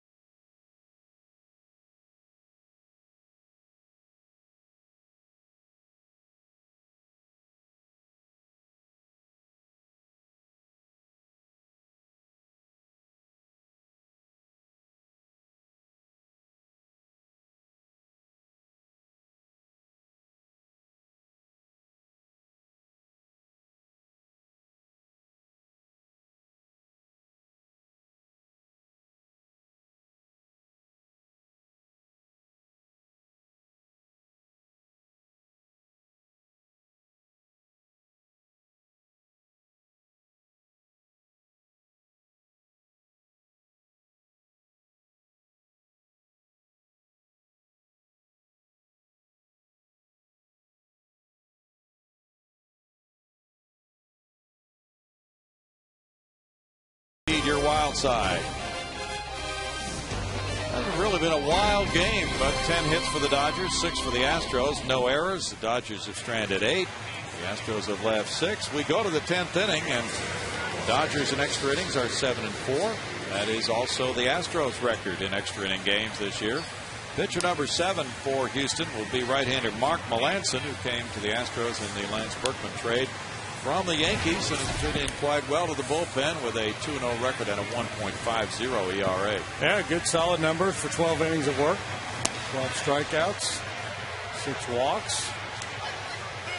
Mark had a little big league time with the Yankees prior to coming over to Houston, but it's been most of the year with their AAA club down in Scranton, the Scranton Red Barons. Humberto Quintero stays in to do the catching after pinch hitting for Jason Castro. Octavio Dotel is warming up for the Dodgers as they bat here in the 10th inning with Jamie Carroll leading it off. Carroll had the RBI single to make it 1-0 Dodgers in the 5th. Earlier he doubled. He's 2 for 4. Melanson had a very good outing last night. Came in with the bases loaded, got out of that jam by getting Jay Gibbons. And he wound up with 1 1/3 innings of no hit ball, and there is strike 1 to Carroll.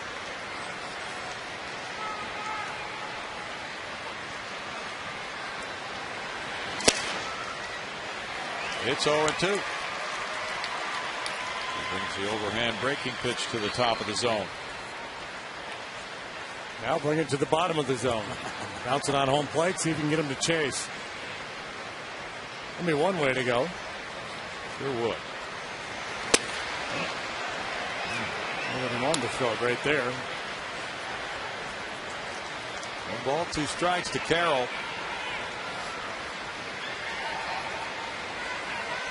Hey, he's out. That's the one. All right, he is out. That's out number 1 in the 10th. Strike 4. Yeah, you just wanted to see that pitch. We prolonged the at-bat so you could see that pitch. Well, that's the point Brad Ausmus used to always make, right? That if you're trying to throw the breaking ball and you hang it, come right back, call it again, because that's when the guy's best able to make the adjustment. Well, that is strikeout number 9 for Astros pitching. Casey Blake had a hit back in the 5th inning. That was a shot off Brett Wallace's glove. Really hit hard toward right. He's 1 for 4. Showing bunt, and they strike 1 to Blake.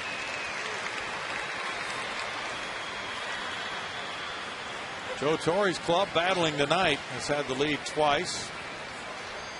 Every time we get that shot of Joe, I think we're in the World Series. Yeah. I'm so accustomed to seeing him in that Yankee dugout in the postseason. Absolutely. Just expect Ronan Tynan to start singing and Rudy Giuliani to show up on the screen. Yeah. In the top 5 on the all-time managerial win list. 14 straight years managing in the playoffs, but he said in a recent article this is the first time since September of '93 when he managed the Cardinals that he has not been managing a team in contention. 6 pennants, 4 World Series. Slam dunk walk for Cooperstown. Yeah, a very good playing career too. Yeah, a bunch of all-star appearances. That batting title you alluded to. At 363. 250 plus home runs. He did not get leg hits either. Texas has tied the Yankees 5-5 in the home 8th. 1 ball, 2 strikes to Blake. With Ethier on deck. Nelson Cruz has hit his 18th home run for the Rangers.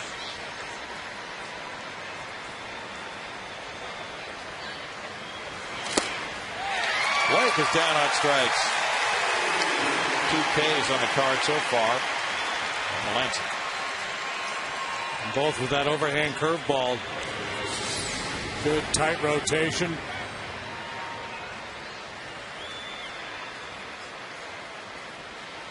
Brad Mills is coming out. It's like a bod now for Ethier.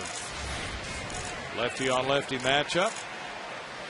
That'll do a couple things. It'll cut the outing a little bit shorter for Melanson, who's been working a lot recently, and it'll give him a look at Abad versus Ethier. It's 2-2 in the 10th inning. Back in a moment.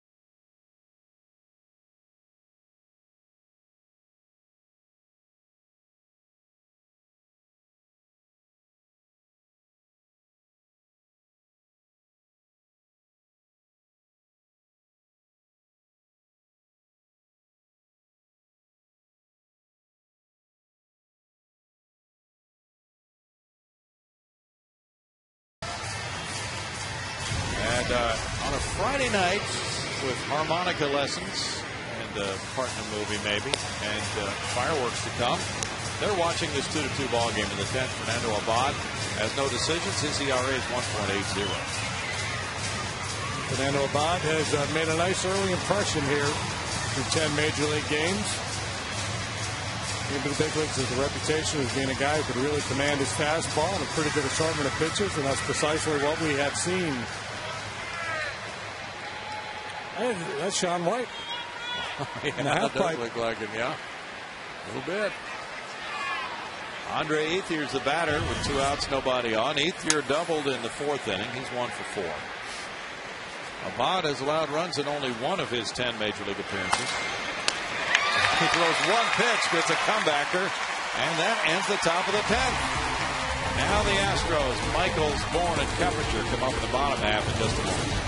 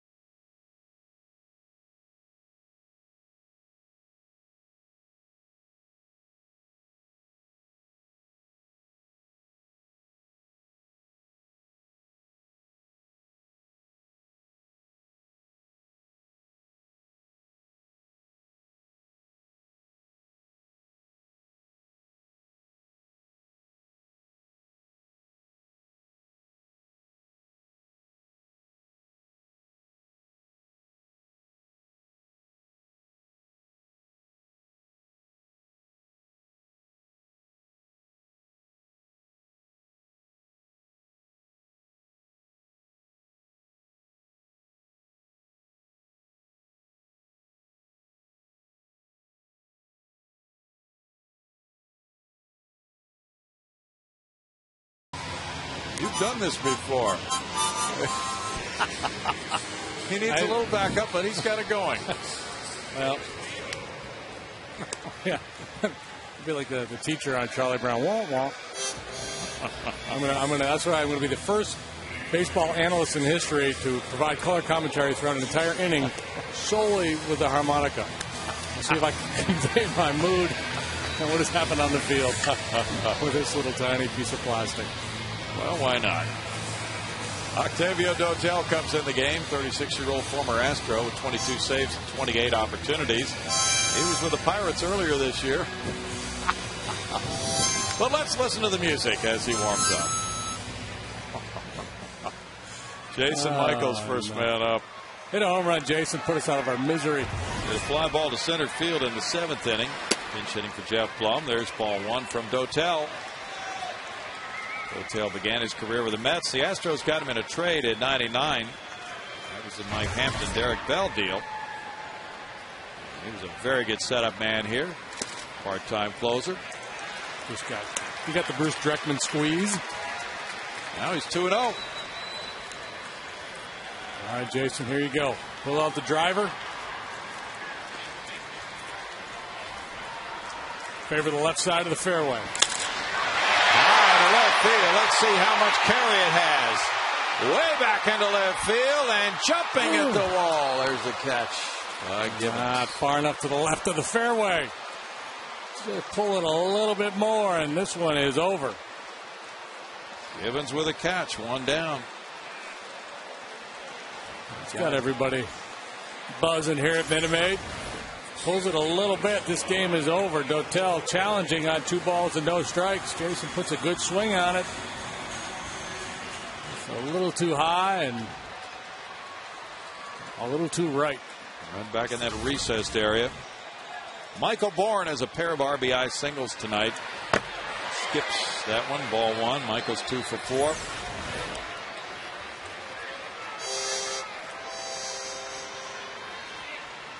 Back by the campfire. There's the catch by Gibbons.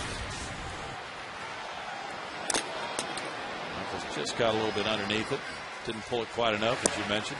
Famous story, the 1964 Yankees, Yogi Berra managing, and they're on a team bus after a tough loss for the White Sox, and Phil Linz was in the back of the bus playing Mary Had a Little Lamb on a harmonica. Yogi was in no mood for it, so he said, knock it off back there.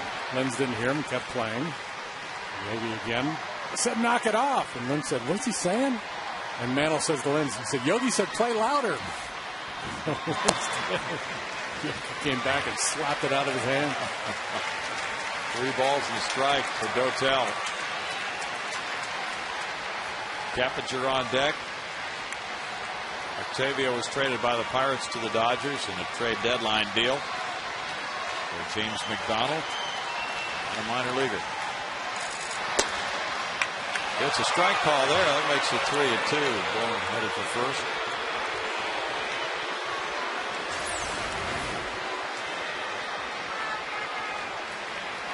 Top of the zone. Gives a little insight into Mantle, though, doesn't it? Yeah. Fun-loving guy. Sure.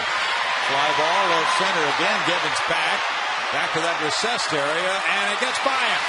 And here's Bourne, headed for third base. Long looping throw, not in time to get it. A more difficult play that time for Gibbons. He had to try to get around the corner of the wall, and Bourne wound up with a triple. Well, it looked like he was back there in position to make a play on that ball. Michael showing some pretty good pop the other way.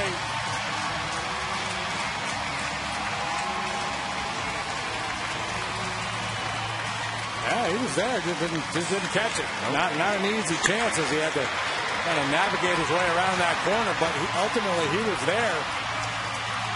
Michael thought he was going to be out. He actually broke it down. Still have the speed to get to third for his 5th triple. Now the infield comes in for Cappinger, who's 0 for 2 with a pair of walks. Boy, you got to love Keppinger's chances here. It's a solid approach just the plate. Infield in. Outfield very shallow. Fly ball of any depth scores Bourne.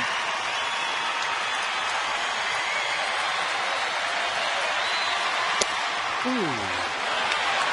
0-2. Dotel's really rough on right-handed hitters that arm angle. Keppinger's surprised that he's threw the fastball right there. Keppinger's first at bat against Dotel here. He fouls it back. Right-handed hitters 158 against Dotel this year.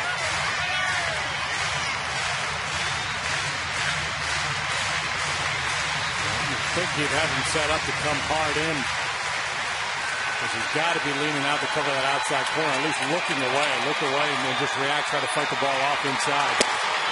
And a strikeout. Wow.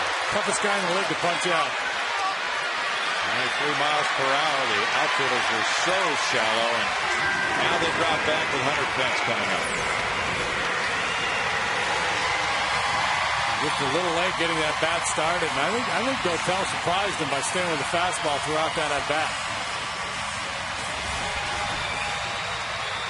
Put my money on Kep most of the time in that situation. It's only his 30th strikeout. Hunter Pence looks at ball one. He's 0 for 4. His 10-game hitting streak is on the line, but the game is on the line. That's just 30 strikeouts for Keppinger and 446 at bats. 445.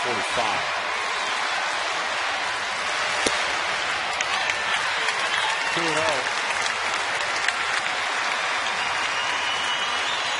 The only run that matters is the one down on third base, so Dotel does not have to give in here to Hunter Pence. Carlos Lee's on deck.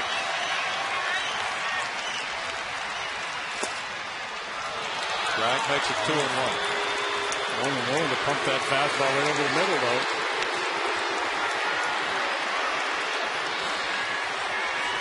Pence is facing Octavio for the first time. Astros have won 13 games in their final at bat. Now it's 3 and 1 to Hunter Pence.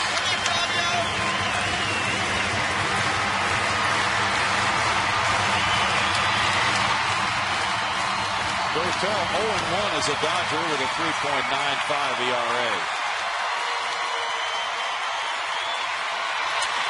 Pence fouls it. Full count to Hunter.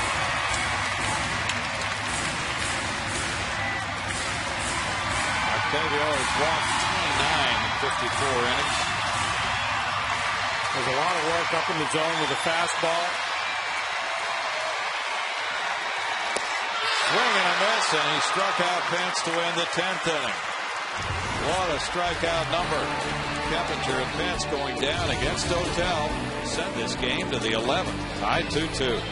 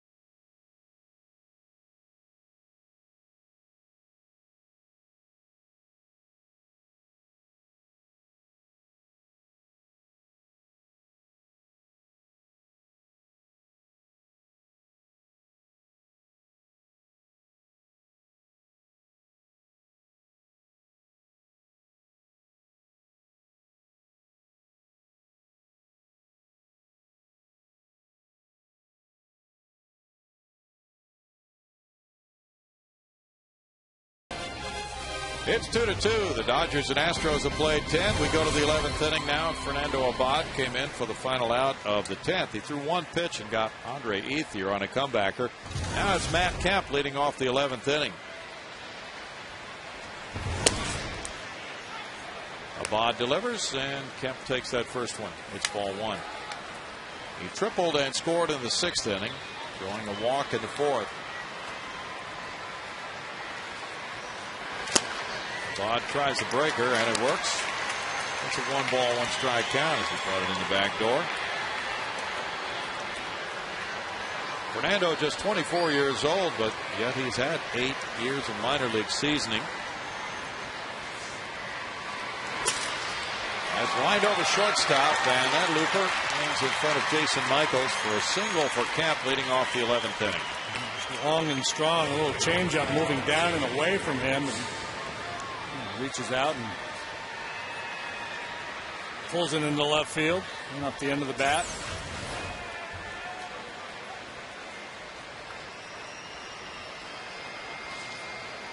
There's a swing of Kemp, who has 18 steals, but he's been caught 14 times. The batter is Gibbons. Gibbons is 1 for 2 in RBI. After the Kemp triple, he drove him in. Strike one. Ramon Troncoso is warming up for the Dodgers, right-hander. Now, it looks to me like a fair number of people have left. I wonder if the Harmonica organizers are getting a little nervous. Well, probably so. This thing goes 15 innings. They might not have their record number in place. They put a lot of effort into organizing this evening. Boy, Bruce Druckmann's having a tough night behind the plate. I guess you could say he's been consistent because he's been awfully tight throughout. There's been a lot of pitches that he's missed. Jay Gibbons hit .347 at AAA Albuquerque.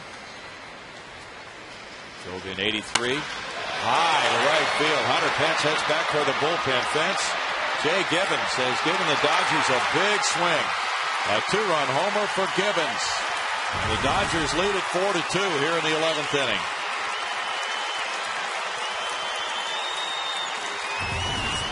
Well, off the bench, Gibbons has driven in 3 for the Dodgers tonight.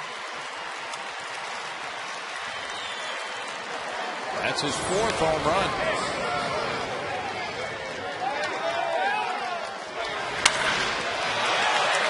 Fastball just catching too much of the plate and up. If it's down, it can be a little bit tougher for Gibbons to get to.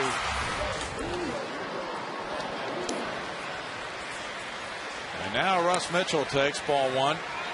The Dodgers get the long ball. The 103rd of the year. They're next to last in the league. And homers. What a time to win for Gibbons. That's in the air towards shallow right. Keppinger out. Pence in. Pence. One out. Only the Astros have hit fewer home runs than the Dodgers. Well, Gibbons, one of those September stories, as the Dodgers point toward 2011, who may force his way onto their roster for next year.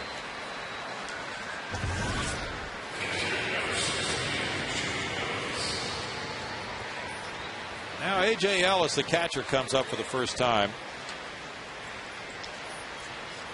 Ellis, a .205 hitter with no homers, has driven in 10. He was the starter last night. Threw a couple of walks and lined out to right field. Strike to Ellis. Ellis has had 73 Dodger at bats.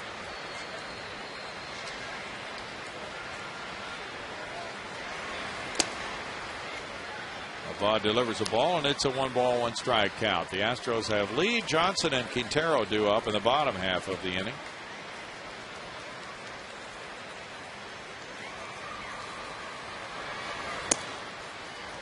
Ellis looks at that one, and the count runs to 2-1. Carlos well off the line for this batter now. The score 4-2 Dodgers.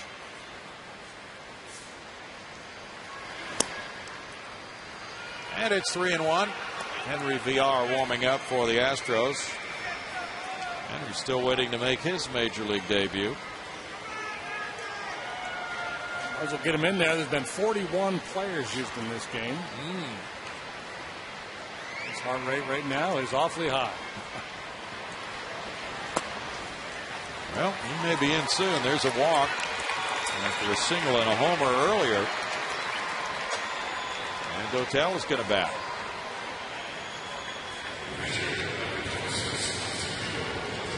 Octavio has been a starting pitcher as well earlier in his career. He'll be asked to bunt here with 1 out and 1 on.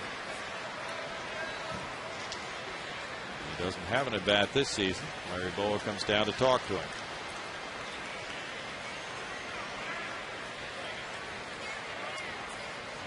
Octavio made 16 starts for the Astros back in 2000. That was a rough year for them, moving to this ballpark and giving up tons of runs. He had 16 starts and he had 16 saves as he was used in an unusual way. First National League pitcher to have 15 starts and 15 saves. And he's around to bunt.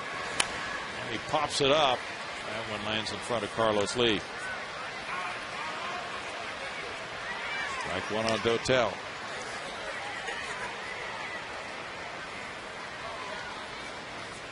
Jonathan Sanchez was pulled after 5 innings tonight for the Giants. It's 0-0 in the bottom of the 6th at San Diego. Sanchez gave up 1 hit, but he walked 7. So he threw 88 pitches in 5. Yeah, that's pretty amazing. And probably more than anything, it speaks to the offense of the Padres that they could be issued 7 walks and not score in 5 innings. Yeah. Clayton Richard is pitching for them. And 4 hits total in that ball game through 6 innings, 2 aside. Dotel didn't get the bunt down, and he struck out. 2 outs now. Rafael Furcal comes to the plate. Furcal is 1 for 5 tonight. Brad Mills is on his way to make that move for VR, which will give him his major league debut. Been waiting for several days now. Bond, who had done so well in his first 10 major league appearances, has a rough one here. And as he leaves, the score is Dodgers 4, Astros 2 in the 11th.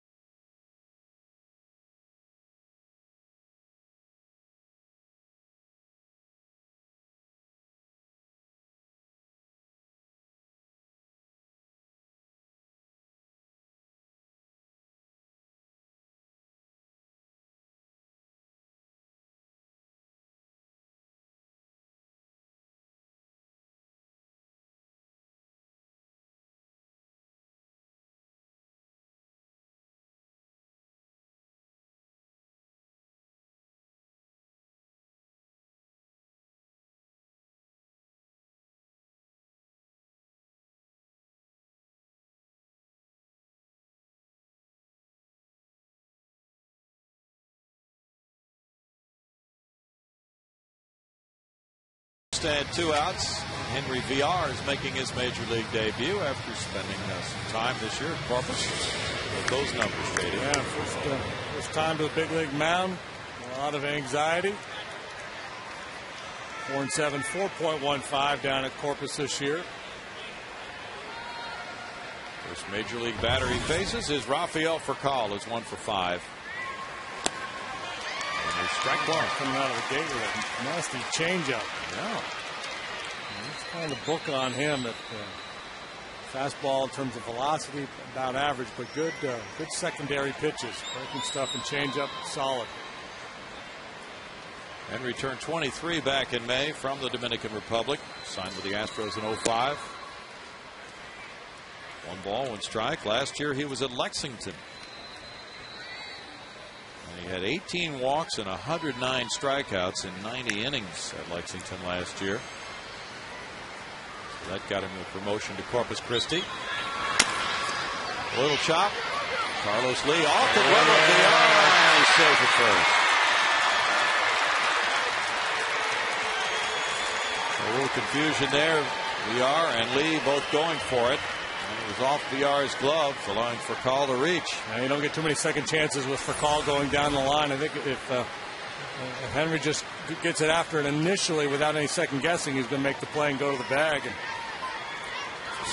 yeah, when you're out there, you're making your major league debut, everything just feels out of sorts a little bit. You're nervous, your legs aren't quite under you. And he draws the error. Runners at first and second now. It's Jamie Carroll batting. Carroll has 2 hits. He's driven in a run tonight. Quintero out to the mound. VR was both a starter and a reliever at Corpus Christi. As a reliever, he had a 3.14 ERA and a 199 batting average against him. He was just added to the 40-man roster last winter. Baseball America listed him as the Astros' 27th best prospect. Here's strike 1.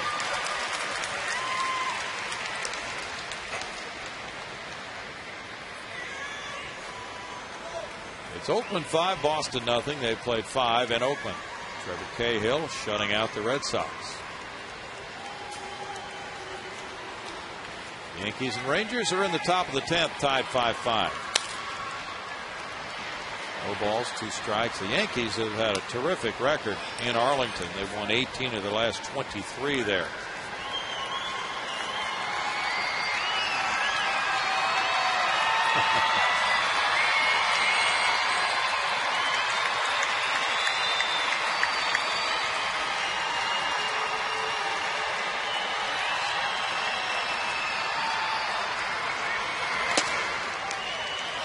It's 1-2.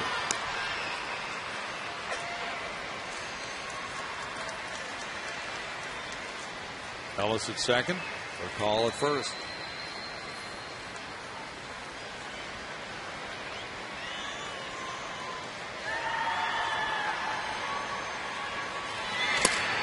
And a swing and a miss. Strikes out Carroll.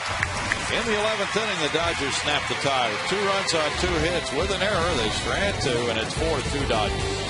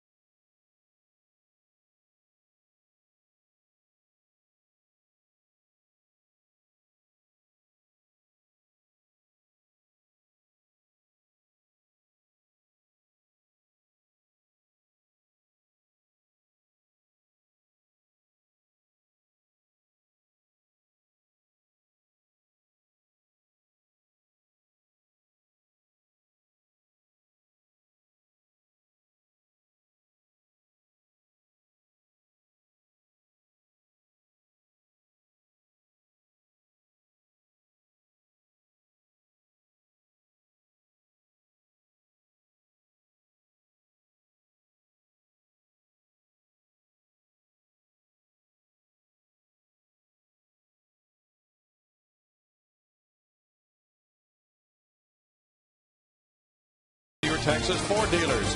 Check out the 2010 F-150 and drive one. Ford is the best in Texas. Well, let's see if we can get 10,000 people for the harmonica playing after this ball game. We've got more than that here. It's 4-2 Dodgers, bottom of the 11th inning. Ramon Troncoso still warming up, and it's Octavio Dotel getting a fly ball from Carlos Lee. And the shortstop, Rafael Furcal, takes care of that pop-up. One out in the home 11th inning. Dotel could be a winner as a Dodger for the first time. Chris Johnson has other ideas. Chris 0 for 3 with a walk. Cubs shut out the fourth place Brewers tonight in Milwaukee 4-0 behind Carlos Zambrano. He's now 8-6. Strike to CJ. Quintero on deck. Dave Bush was the loser. The Astros brought a 1.5 lead over Milwaukee for third place into this one tonight. It's 1-1. Zambrano's been very strong since he returned from his stint on the disabled list. He's 5-0 with an ERA under 2 since he returned to the rotation in 7 starts. Soft fly ball on the right side, called for by Carroll. 2 outs for Dotel. Did Zimos have his velocity back? Yeah, he must. This year looked like he didn't have much on the fastball. That's true. He struck out 9 tonight in 8 2/3. Now the Astros down to their final out have Humberto Quintero batting. He fouled out on a bunt attempt in the 9th inning after the leadoff walk to Chris Johnson. Dodgers have out-hit the Astros 12-7. Houston has the only error. Angel Sanchez is on deck. Oh, that's dangerous. Ball one up around the head.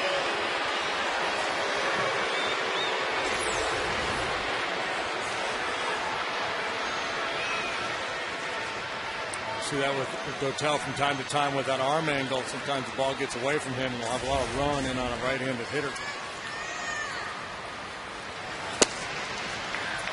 It's a 1-ball, 1-strike count.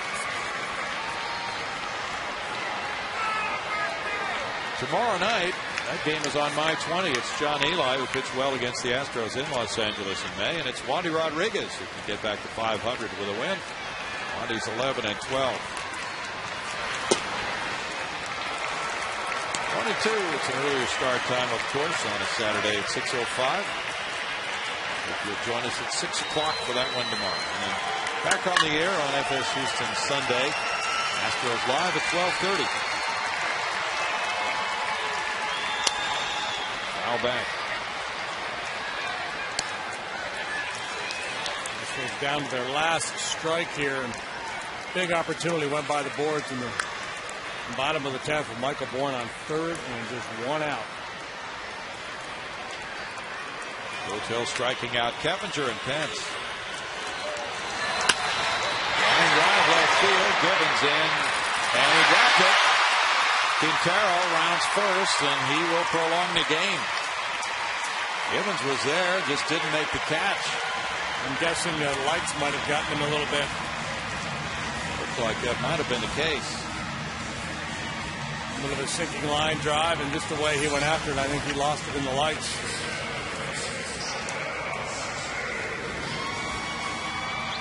The way he went down. Fighting it the whole way. It's an error on Gibbons. Joe Torre turning aside. He's seen plenty of Dodger misfortunes recently. 6-game losing streak. Foul ball, strike one to Sanchez. Angel is 1 for 4 tonight. Jason Bourgeois is out in the on-deck circle. The pitcher spot comes up next. Quintero not being held on. He takes off. And it's a foul. It's 0-2.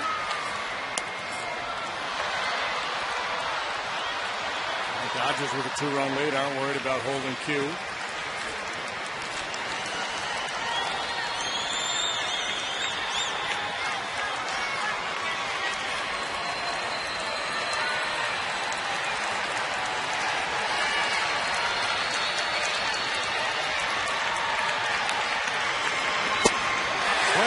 Jason Dotel picks up his first win as a Dodger.